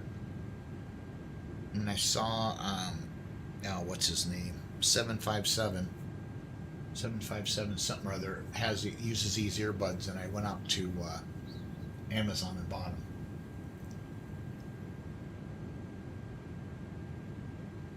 The Sennheisers sound better, but they're just too hot. I have a set of Bose Quiet Comfort headphones that I actually thought about maybe trying tomorrow, and just connected them to the Bluetooth on my machine. I think it's got Bluetooth. I'm gonna just kill myself if I end up effing something up. in this flight. I'm not going to even mess with it. I think this machine has Bluetooth built in, so I should be able to connect to Bluetooth, and then once that shows up, I can set voice meter to push it to the Bluetooth headphones instead of to the my Rode, because I've got this plugged into my Rode. It's a connection on the side of it. I might try that tomorrow. I'll just have to. I just got them here not too long ago. I'll have to just plug them in and make sure that they're completely. How are you be doing this? How are you be doing this? I don't know why. Said I'll be. Hold on. It should be probably about about a half hour. So I'm going to be landed in 19 minutes. Then by the time I sign off. So yeah, I'm gonna have to I'll probably charge them up overnight. I'll just try them tomorrow, because I don't think they're gonna be as heavy as these are. I think they're a lot lighter, because I've got a set of bows that I fly with. They're the older ones, non-Bluetooth, and I'm looking for a set of A20s. I've got three headsets that I want to sell. God, you try selling shit on like the Facebook Airplanes and Coffee Marketplace and some other places, and everyone thinks you're a scammer, man. I'm like, come on, I've been on this site for years. Leave me the hell alone.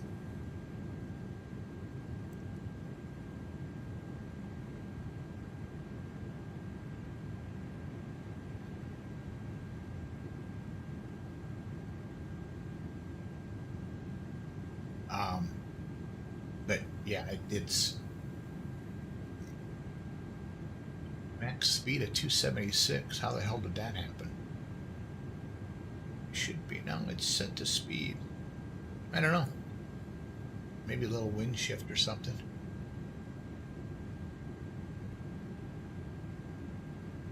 Oh, I'm boiling. Son of a bitch.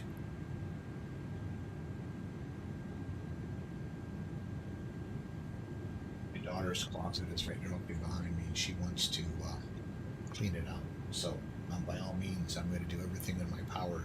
As soon as I'm done flying this, I'm going to get the hell out of here. I actually might run into Lowe's and buy that headset. Oh, Jesus, headset. Those blinds. XPTAO feet. Hello, how are you? I'm gonna check. I'm gonna ask you guys, what do you like better, this view? And granted, if I do the other view, I'm gonna have to change some stuff up, or this view. Oh shit! Hit the wrong button. Went too far up. It's going to go well, Jeremiah. Yeah, I'm clicking on it. Why doesn't it? There it goes. This view shows everything that I see because I've got a widescreen. It's not a normal 1920. It's not a normal 1920 by 1200. It's a 38-inch LG, and so this actually is what shows on my screen. And if that's the case, then I can do this, but I need to like add some stuff. I've got the rear camera group. I think it looks like it's turned off. It should be on. Oh fuck, it's not working now. Let me try seeing if I can get it back. Transform. I'll just go to properties. Deactivate. Activate. Oh, why the hell isn't it working? Well, that's not gonna work. Okay, something's up with that camera.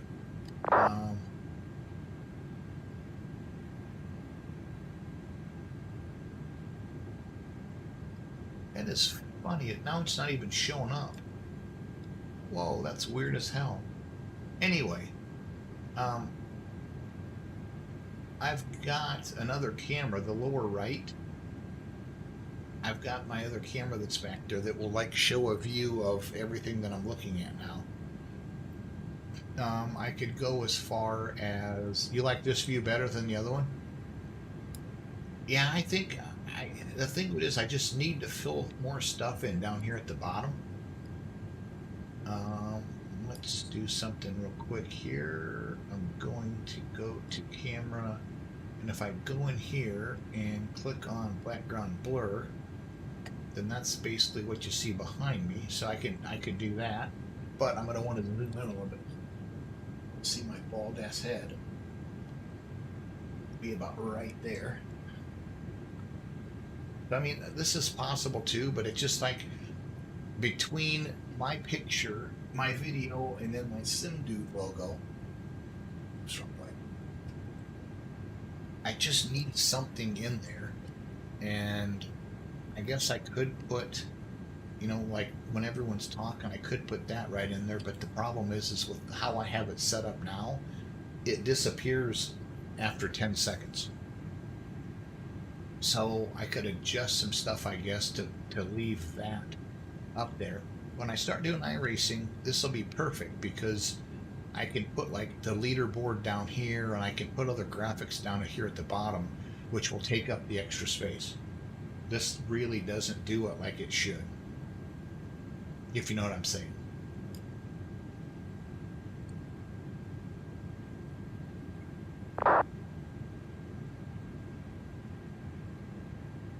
I thought about doing is like putting the cockpit of a plane, because I can like set like a where is it? What's vignette? The hell, whatever. Oh, it's got those things on the side.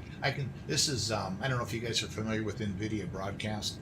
If you use an NVIDIA card, they've got this NVIDIA software that you can use to it'll like put noise reduction for your microphone. It'll let you like set your camera, and I can even click on face tracking.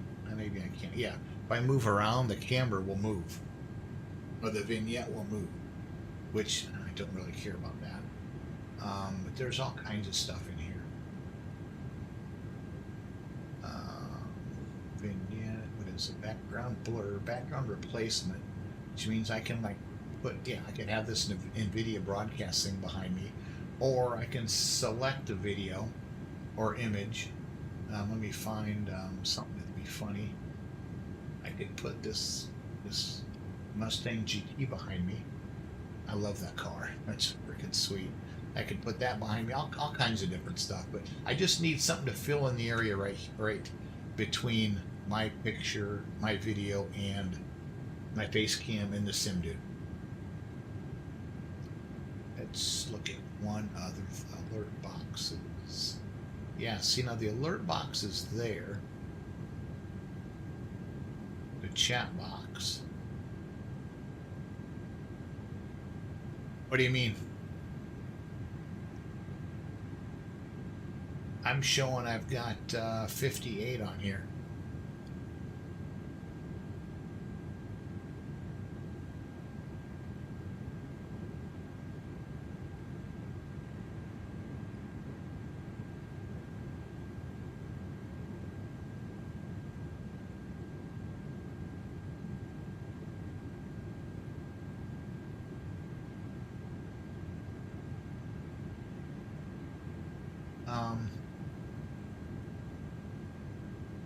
Just been streaming a lot. I've been streaming at least 2 to 3 times a week, and I usually pick up a couple of followers every day, and I pick up a couple of people that start watching me every day, and it's just been working out well. I used to have at one time I wouldn't get more than 2 or 3 people watching, and hell, one of them was Ron, and he was on every time I streamed. So it feels good. Okay, so I don't want to delay.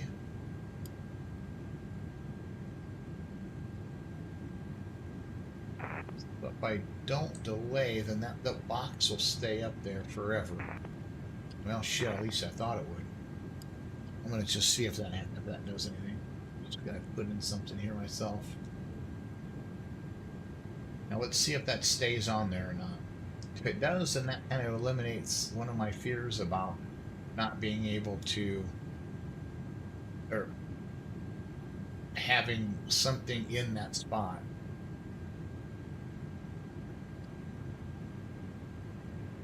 As long as it sits there a while, then I'm good. Chat box, I edited a touch.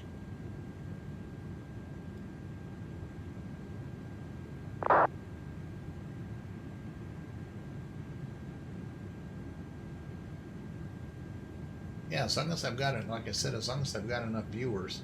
And then what you see up at the top right of the screen is um,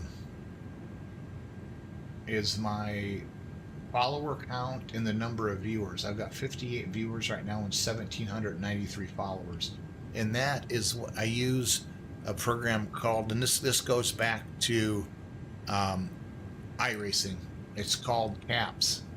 And it's not out anymore. You can't do it anymore. And I can just like set up a Twitch chat and I can set up Twitch counters. And that is how I'm putting a Volanta overlay on this as well. And I can set different profiles. Like I'll have one for iRacing as well when I get around to doing getting started with that. I believe Ron is using that same program. So we're getting very close to start of descent. I usually like starting at about 10 minutes or 10 miles out early just to make sure. Oops, I'm past the button. So here we go. I like just starting the descent early just to make sure that we're going to get down quick enough.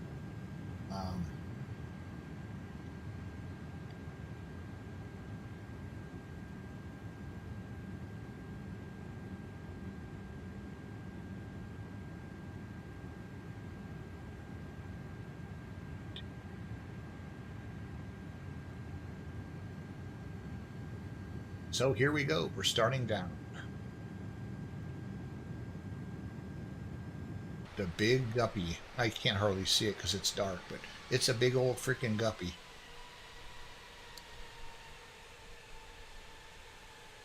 I would change. I don't want to change the time again because I like landing. Program. What program? What program? Oh, the cats.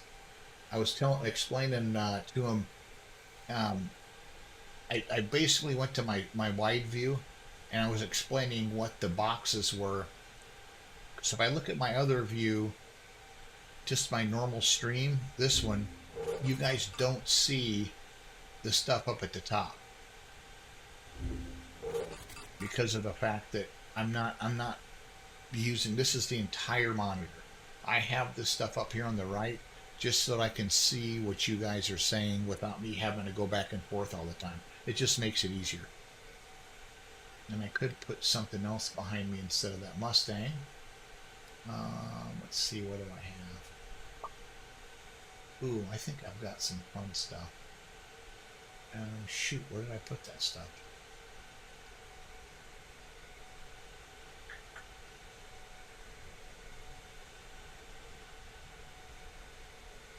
Got some graphic stuff out here. Twitch files.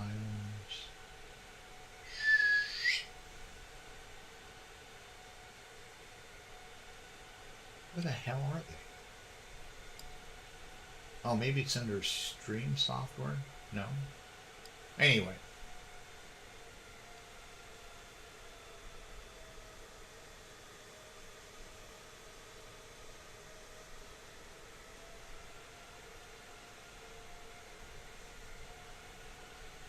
Okay, we better get back into this thing.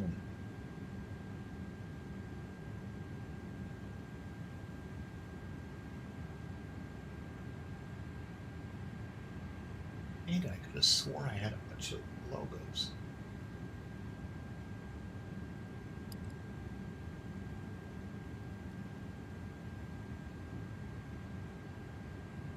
Instead of that car.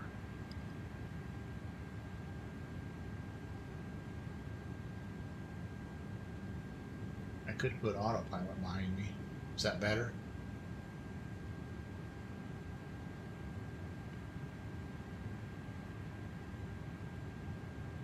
So we're descending down through to 1,000. Let's look at that spike quick and see who's on there.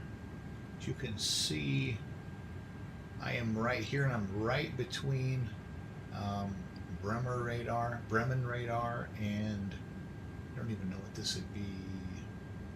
I don't even see the button thing. Usually there's like something that you can click on. That's arrival departure.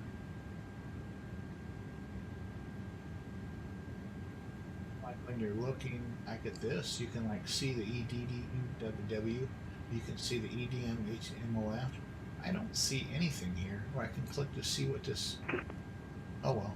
Anyway, we are coming up to the airport right here. Ground is on. Oh, there's 6 people waiting to take off. And we got tower. We have ATIS on, and we have ground. So I'm going to go ahead and get the ATIS pulled on 132.380. 132. Nope, 380.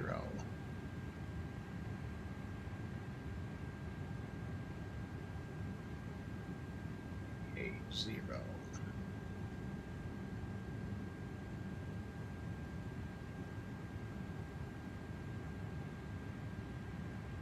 32. Let's go ahead and flip it off and get the ATIS. Expect ILS Zulu approach runway 09er. Runway Okay. in use 09er. We're expecting that. Level 60. Wind 130 degrees 6 Okay. knots. Did you hear him just say 4,000 transition meters. altitude is Mist. 6,000? Ceiling 200 over. Oh, I didn't even know that showed up along the bottom. 1. Dew point -1. QNH 1021. Bremen information X-ray out. All aircraft read back hold short instructions. Bremen information X-ray. Met report time 1820 Zulu special. When airborne monitor Unicon on 122.800. Expect ILS Zulu approach runway 09er. Runway Trying to get a use scratch pad 09er. up here. Okay, so Transition level 60. Wind 130 degrees 6 knots. Visibility 4,000 meters. Mist. Ceiling 200 overcast. Temperature -1. Dew point -1. QNH 1021. Bremen information X-ray out. okay, so we have 130 at 6 knots, 4,000 meters, 200 overcast, -1, -1, 1021 on the QNH, and X-ray. So let's go ahead and turn that off. And let's go ahead and get, God, I don't know why that camera's not working. It kind of upsets me. Oh well. I'm going to go back to the other one here anyway, so let's just click this to this and this to this and zoom out. Way the hell too close, dudes. Oops, wrong way. There we go. I'll leave it like this for now.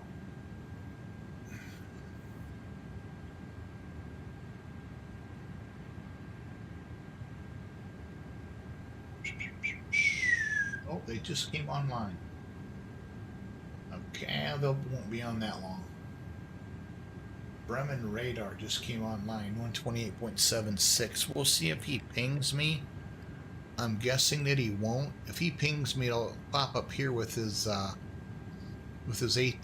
facility and his frequency, but he hasn't pinged me yet, so let's hope he doesn't. I'll just go ahead and take care of power and ground as I get closer.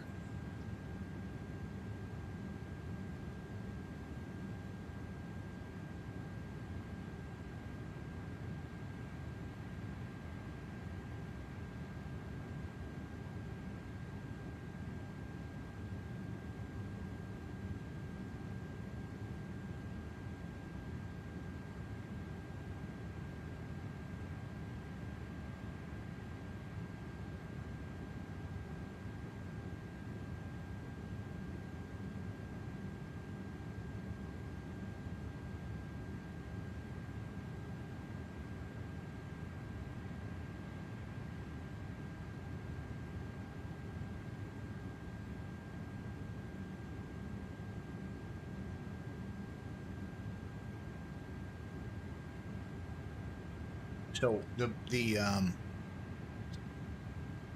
level for the turning the altimeter back is 6,000 feet. That's what's just different with like I was saying before.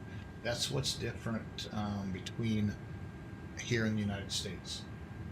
So you even have that here. Usually it'll like show transition level by ATC. So that's basically saying some European airports it's a set level.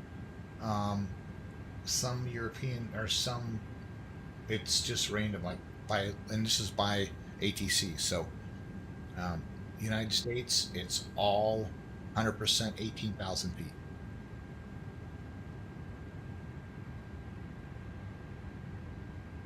The weather's crappy, so we're going to need an ILS approach.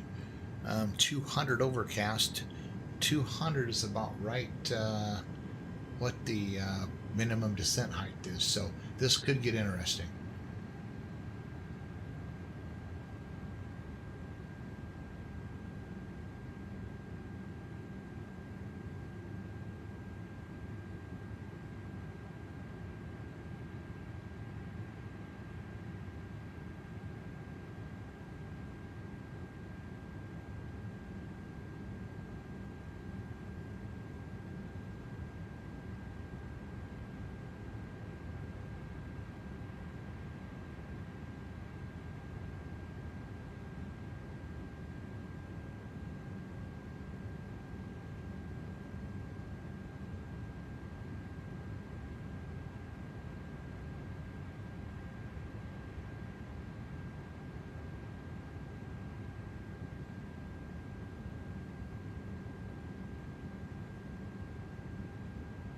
Okay, we're just over a Vera now, and that was the one that, if you remember, I couldn't spell. And the minimum altitude on that MHA is 4,000, so we're still good. We're descending just below 8,800. We're going to Pixar, and as you can see on here, Pixar is the beginning of the approach for this flight, right there. Max you can be is flight level 9,000, so I see the minimum is 5,000, so I'm going to adjust my altitude up here to 5,000 just to, there could be mountains, there could be just foothills or whatever that they want you to stay above 5,000. But then I can start descending. Okay, the minimum is 3,400 here. And when we turn around to the minimum 1,700. So we just got to go down 1,600 feet to here, and then another 1,700 feet to there. So we'll be good to go. Just have to remember when I hit Pixar, I need to go down to 3,400, but we'll see.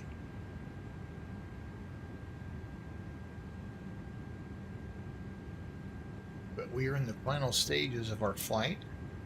I'm gonna go FMC, see if this works. Oh, good, it does. Sometimes at the Phoenix, I'm not allowed to click that approach base button.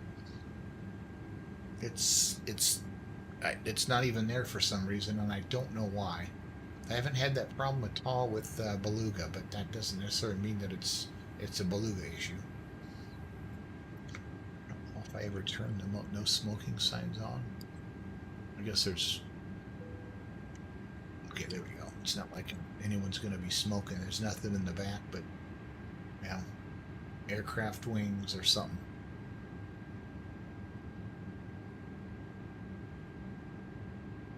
I started using MSFS Auto FPS, which is a godsend.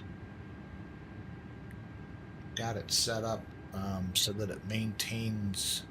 Why do I have it set as here? Auto. It just doesn't really say. First time I used it, it was jacked up though, terrible. As you can see here, when I was first flying out of Vegas, the first time I used it, that TLOED, and this is like a huge thing that's going to adjust your frame rates. The TLOD at Vegas was 1,600, and it's like, holy crap! I mean, it was so stuttery, it was awful. I shut it down, started it back up, and then I haven't had that issue since. So, and it's been on auto target FPS the entire time. I think 40 is a little low. I just soon have it about 60, but this is fine as long as it's not all jacked up. And I just hate it when it's I hate it when it's like really stuttery, when you like move in the cockpit and it's like jagged. This is like as clean as it can be. Oops, I pushed the button. What time is it? Oh, Jesus, it's almost 1. Holy shit.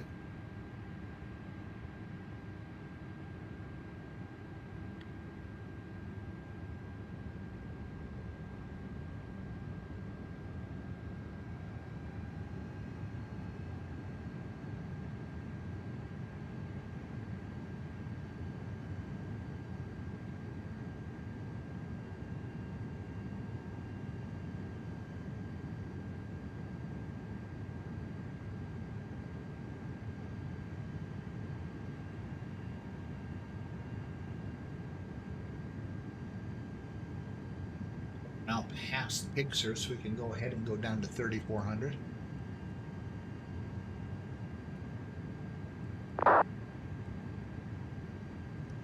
So I'm going to go ahead and call to going down. Go ahead and use vertical speed. There it goes.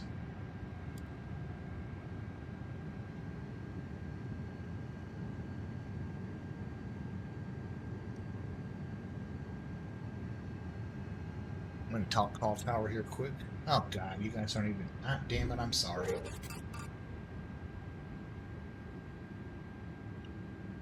So tower. EDW. Tower. EDDW 120.33.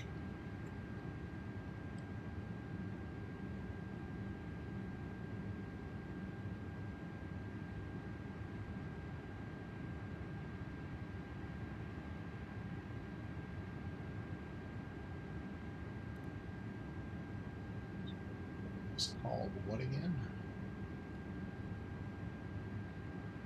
Bremen?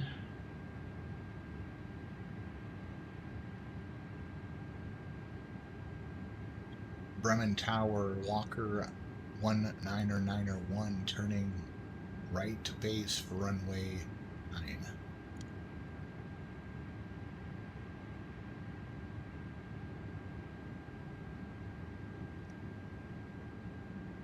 I've got information X-ray. And he's not on. I think I had the right one.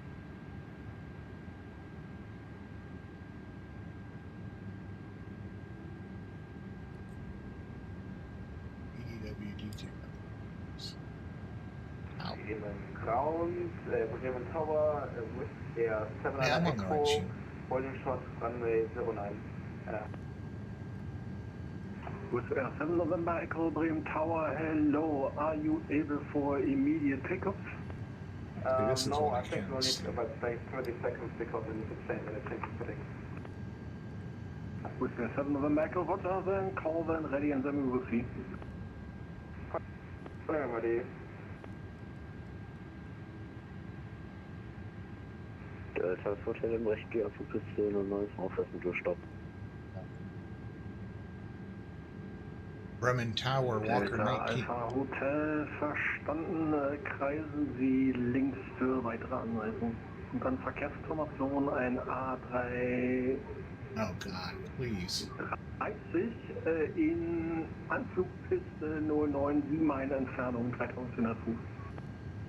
Delta Hotel bekreisen links und der Verkehr ist verstanden.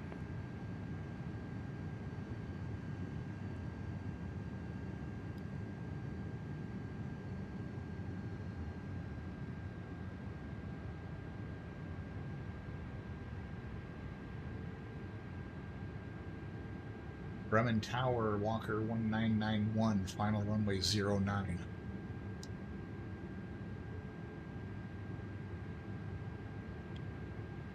Oh, whatever the hell, my button's not working. What the hell?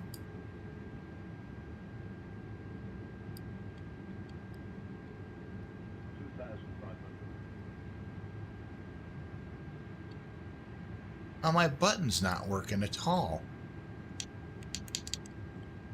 Damn it.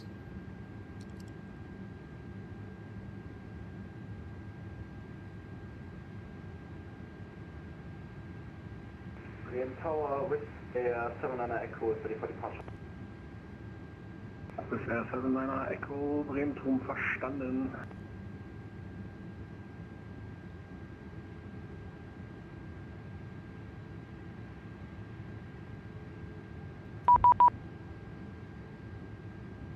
I just messaged him.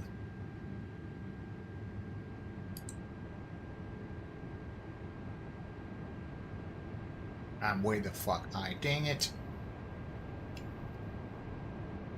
Okay, we're gonna go around. I got messed up with this and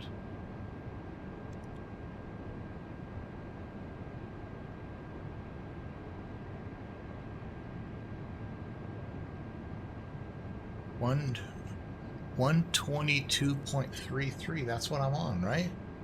Or 120, I mean. Where'd my mouse go? 120.33. That's correct.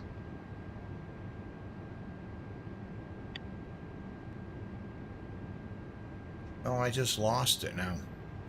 Oh, here we go.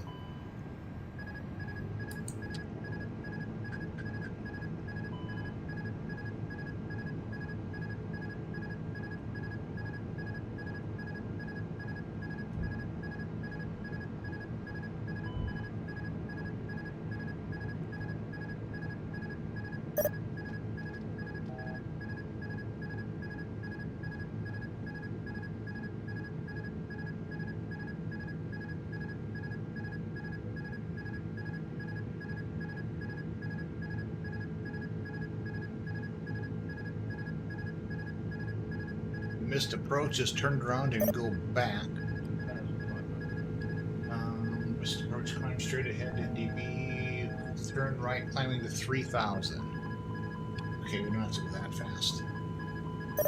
V Gatter, thank you for the follow, I appreciate it. Sorry, I'm kind of right in the middle of something. So 28,000, we want to go Delta up. Alpha Hotel, sorry dafür. Die Walker ist leider nicht auf dem Funk gehört, aber kann nicht senden. Das ist ein bisschen schwierig gerade. Ja, bitte in den Endanflug bis 09 für weitere Anweisungen. Alles klar, Delta Hotel sind nicht. Let's go to 3,000 here, dudes. This is Air 7 November Tango. Sorry, because of the going around of the Beluga, it takes a moment before you can depart. No problem. Hey, hello, how are you? Thanks for the follow, I appreciate it, man. I'm probably, VG Water, I probably completely just it was awful with that, with your username. Why the hell does my push to talk not work? This pisses me off. The button's working. Right here, button. Watch it light up. Boom, boom, boom. But it won't light up here. Walker 19991, are you able to receive voice, or do you also don't receive voice? Please write via text if you can hear this.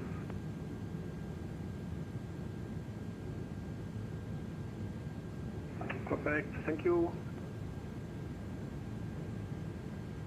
I don't get it. This is Air 7 November Echo Wind 130 6 knots. Well, if I look at the settings, if I look at push to talk, it's set for my button 1 on Alpha. I don't get it. Delta Alpha Hotel, wenn möglich, die Geschwindigkeit nochmal kurz reduzieren. Jo, Delta Hotel, wir probieren es. Okay.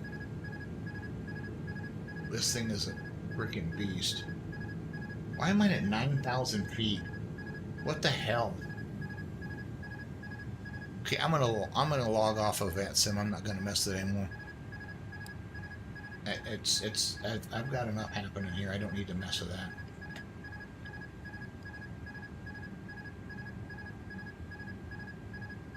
So my speed is set here. I'm just gonna manually select the speed down to 190. Auto throttle is now on.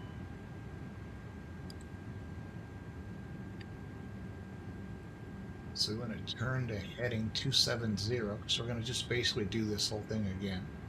Keep going.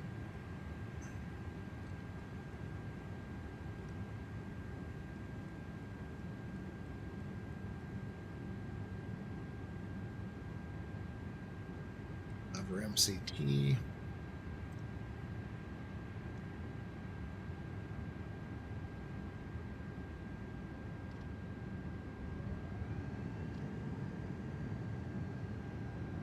Why is it not going into heading mode? That might be part of the reason. There it goes. I'm going to go to 270 and just basically start up the whole approach again. We need to be down to 3,000. Actually, we need to be down to 1700.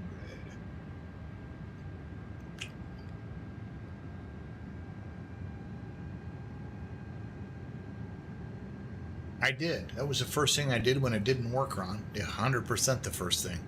I'm going to try just bopping back on again and seeing what happens. It should connect in as the same person. I'm still on 120.33. Yeah, that's the first thing I did. Let's see once it all gets squared away if it works. Yeah, there now it's working. Just shutting it down. Now it works fine. Okay, I'm gonna call him back and just tell him that I'm on a right downwind.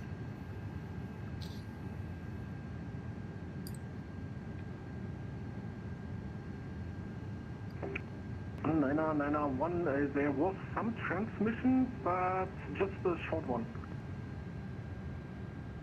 Behrman Tower 991. I'm back on. I just shut down Copilot, started back up, and everything's fine now. I am on a right downwind for runway 9. I'm just going to go and turn around and try the ILS 9 again, please. Walker 1, 9991, Roger. Please monitor Unicom until you are on ILS again. Okay, going to Unicom till I'm on the ILS 1991. And no, I'm not going to do that.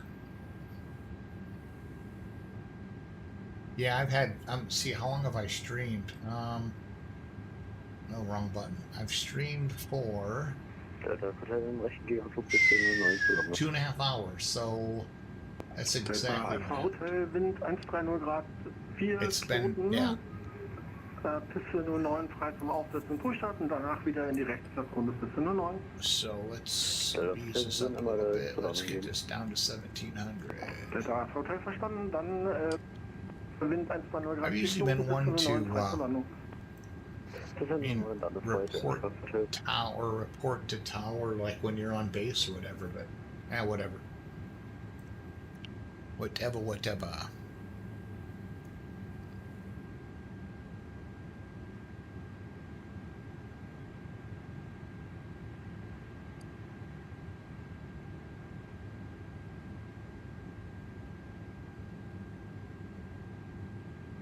Make this 3,000 for now, then I'll. Yeah, I got too caught up in figuring out why my push to talk wasn't working. Then I completely, just jacked up the whole approach. That was bad.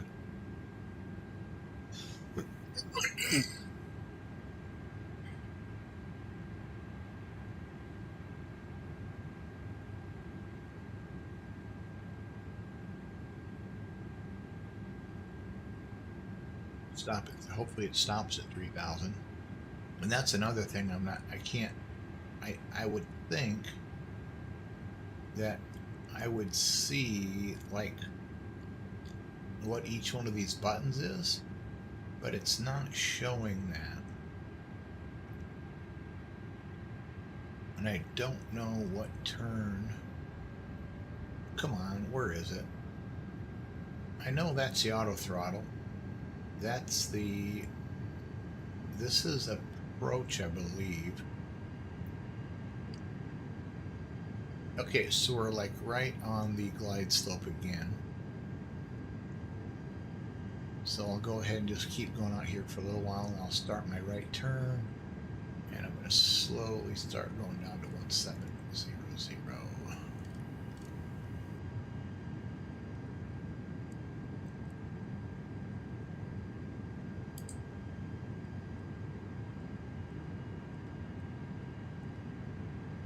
Let's go down about 900 foot a minute.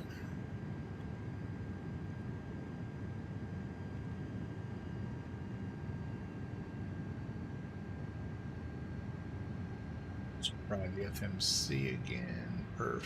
Initiate Delta activation. Alpha Golf, wir haben gerade auf Low Visibility Procedures umgestellt. Runway Visibility Range 1400 Meter. Yeah, see, and this isn't showing it that bad. Visibility 2.5 miles. This pisses me off. I'm going to go live weather and see what happens. And I'm going to turn off Active sky. It's supposed to be really, really bad. I mean, I'm seeing 200 overcast, and I'm seeing stuff down here. Okay, there, it just went to live weather. Now it's clear as a bell.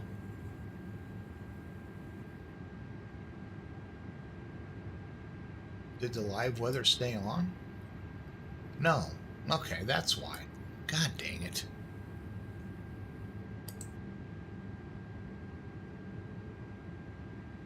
Let's try active sky again. Okay, I'm going to go ahead and start my right turn.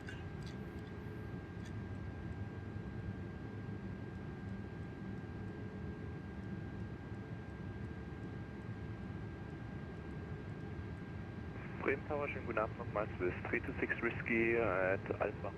Okay, what's going to happen? Okay, that's better. 326 Whiskey, Bremen Tower, hello and welcome back.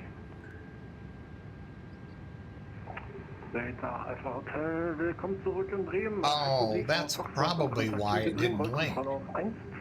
Because I'm not on real time. That's why it didn't link. I'm not going to switch over to real time now, but okay, that makes sense. That makes complete sense. I don't know, is he calling me? 326 Whiskey, wind 130 degrees, 4 knots, runway visibility range 1,400 meters, runway 09, cleared for takeoff. Cleared for takeoff, runway 09, Swiss 326 Whiskey. He said to call him on final, so as soon as I start my turn to final, I'm going to call him and tell him I'm established. Now, what do I see outside? Do I see anything? No, I don't see any ground. I don't see shit. So that's what it should look like. And it seemed like active weather just didn't want to update. So I shut it down and turned it. I'd like to find out if there's a way to... kind of like a service on a server, you just restart it instead of shutting it down and turning it back on, but whatever.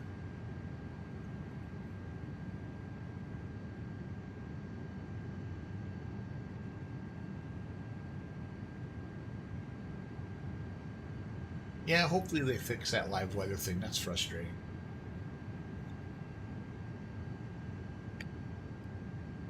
Lufthansa 357, line up runway 09. Lufthansa 357, line up runway 09.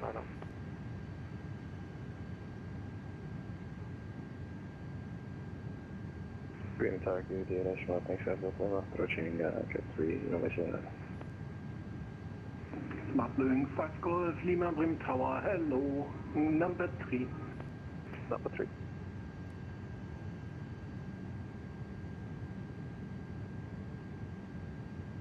Okay, I'm going to start my turn.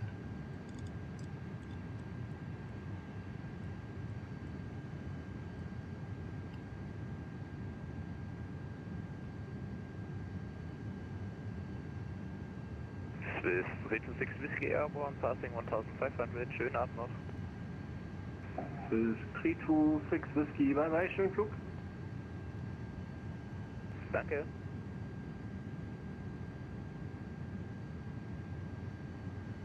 Bremen Tower, a Walker 1991 established to 09. Walker 1991 Bremen Tower, hello and welcome back. Continue approach, there's one departure ahead. Okay, do you say one departure left?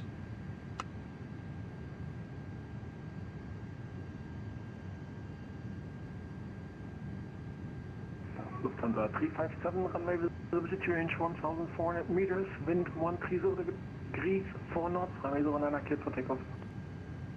Lufthansa 357, runway 09. Yeah, we're coming up to the...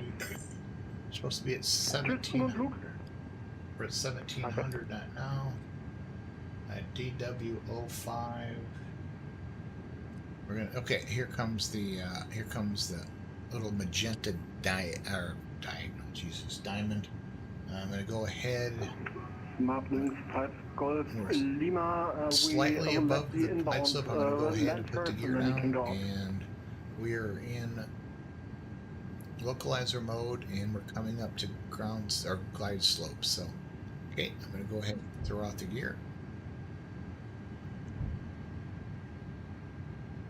Yeah, I don't know why some of this stuff should be lit up. Like, I think that shows localizer. Oh, gotta get the landing or the...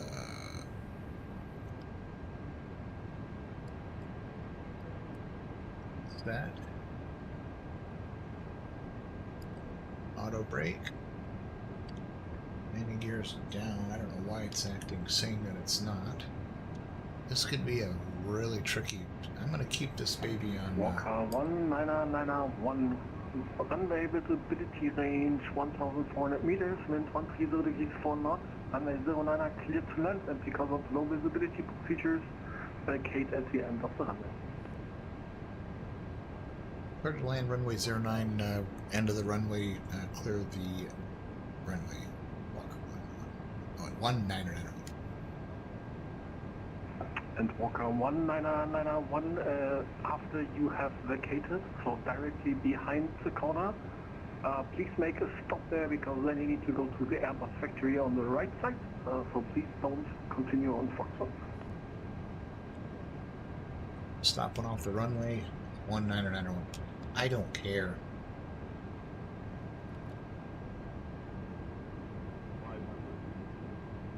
Okay, I've got this on dual Marking 5 Golf Lima. dual autopilot, so we'll see what happens here, man. In short final, I just went full. inside. Fuck, who knows when we're gonna see anything. I'm seeing some lights. And 5 Golf Lima behind. Got some lights, but I don't. Okay, there's the runway environment. We got it. I'm legal to land. We have landing traffic mark away from the 09 traffic. Jesus criminy.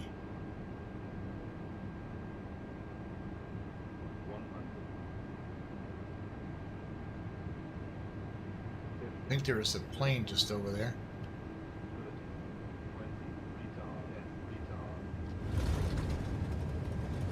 That was bad. Only 400. That's not terrible for those conditions.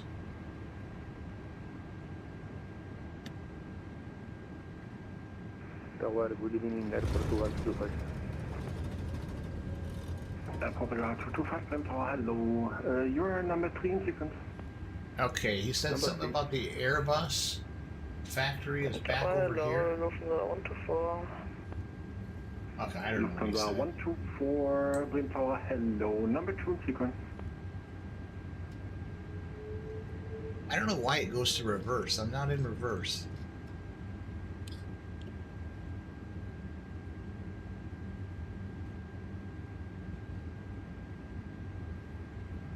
So if I go back here and look at details, stands, yeah, whatever.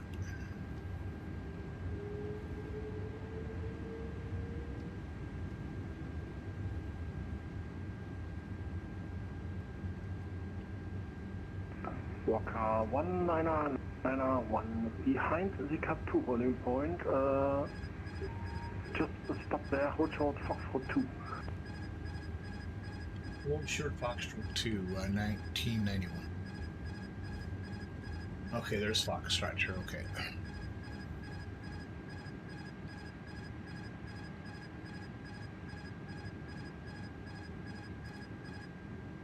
That's annoying as hell, too.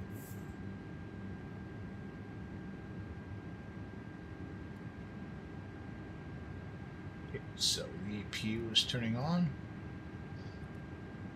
Said hold short of Foxtrot 2. Walker 19991, you need to continue a little bit. Just finish the corner and then stop before Foxtrot 2, which is a taxiway going to the right side. Affirmative. I'll get my way, get off the runway in 19991.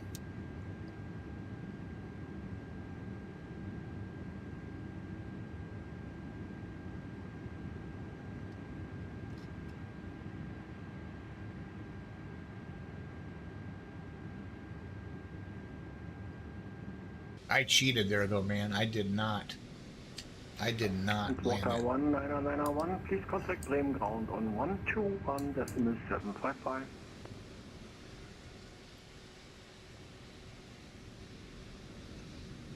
121.75, Walker 1991. Negative, it's 121.755, and you need to continue a little bit because you're still not vacated from the runway. I am. I'm off the frickin' runway. 121.755, sorry about that, and I'm moving ahead a little bit further here, Walker 1991. Bremen Tower, hallo, Lufthansa 1 for Kilo, ILS 09. Lufthansa 14 Kilo, Bremen Tower, hello.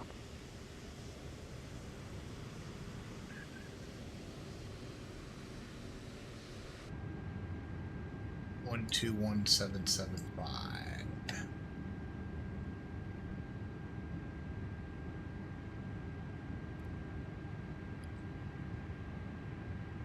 Jesus. Bremen ground, Walker 1991, taxi to the Airbus facility.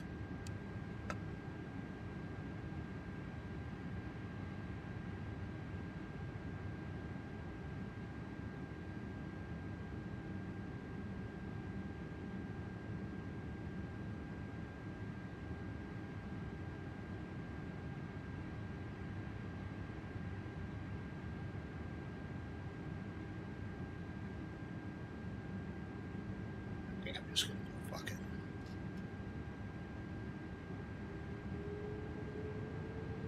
There I go in reverse again. I don't get it.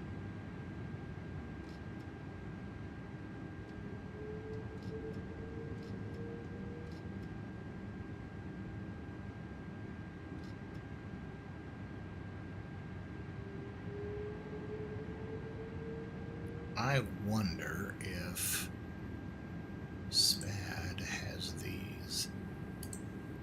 Oh, SPAD. No, dude. I wonder if SPAD has these freaking set up. They do. That's why.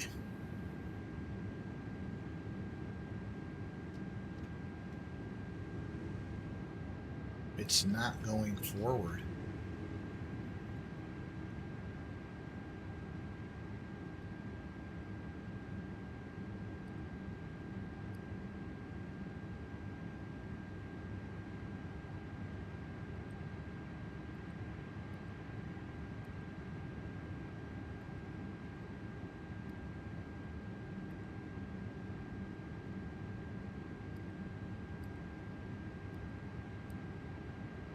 How is it hit reverse out of anything?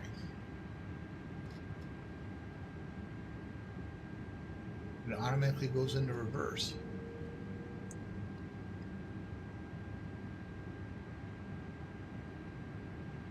The last time I had to just...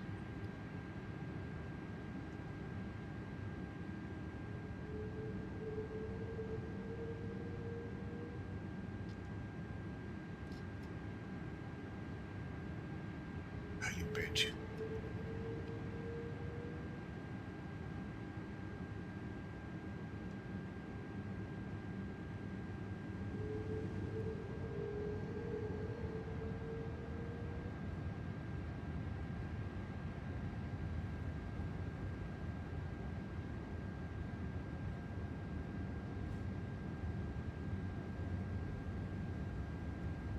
I'm gonna guess this is a Boeing factory and just plop it right here.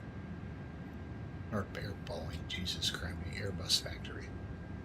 Gonna spin around. Looking for a big old Airbus logo, but I ain't seen it.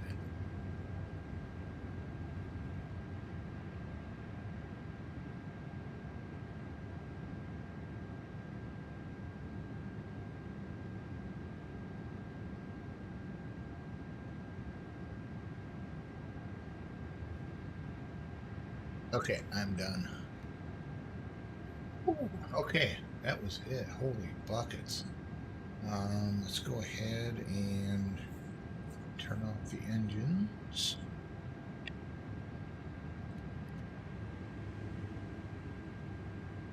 There's the Lusana plane that's just landed. I don't know. I've got to figure out what's wrong with these. What's wrong with these?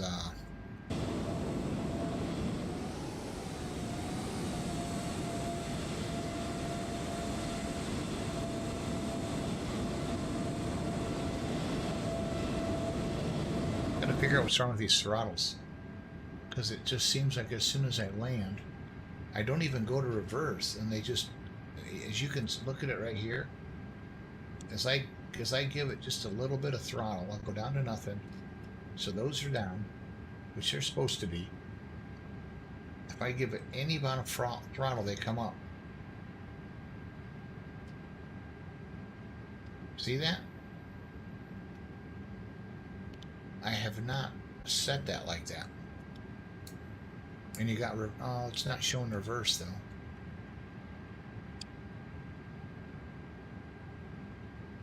I'm full blast and I'm not doing anything. Well, I guess I got the parking brake on. Whatever. I have the engines on. What happened to my face?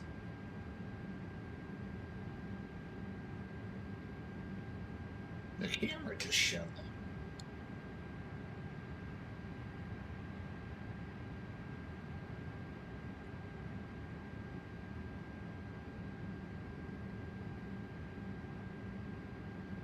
My camera just shut off. Oh well, I am done, man. It was, oh god, almost 3 hours. Holy shit. There goes another plane just taking off. Crappy weather. Oh well, it is what it is. I had a great flight, thanks. So I got a lot of fouls. I appreciate that. Appreciate you staying on, Bumper. Contact me on Walker. I'm kind of curious which person you are. I'm obviously Walker 1991. So anyway, thanks guys. I will be back on tomorrow morning at some point, and we'll take off. I'm taking off for now. Thank you guys. Peace out. You too, Ron. Take care.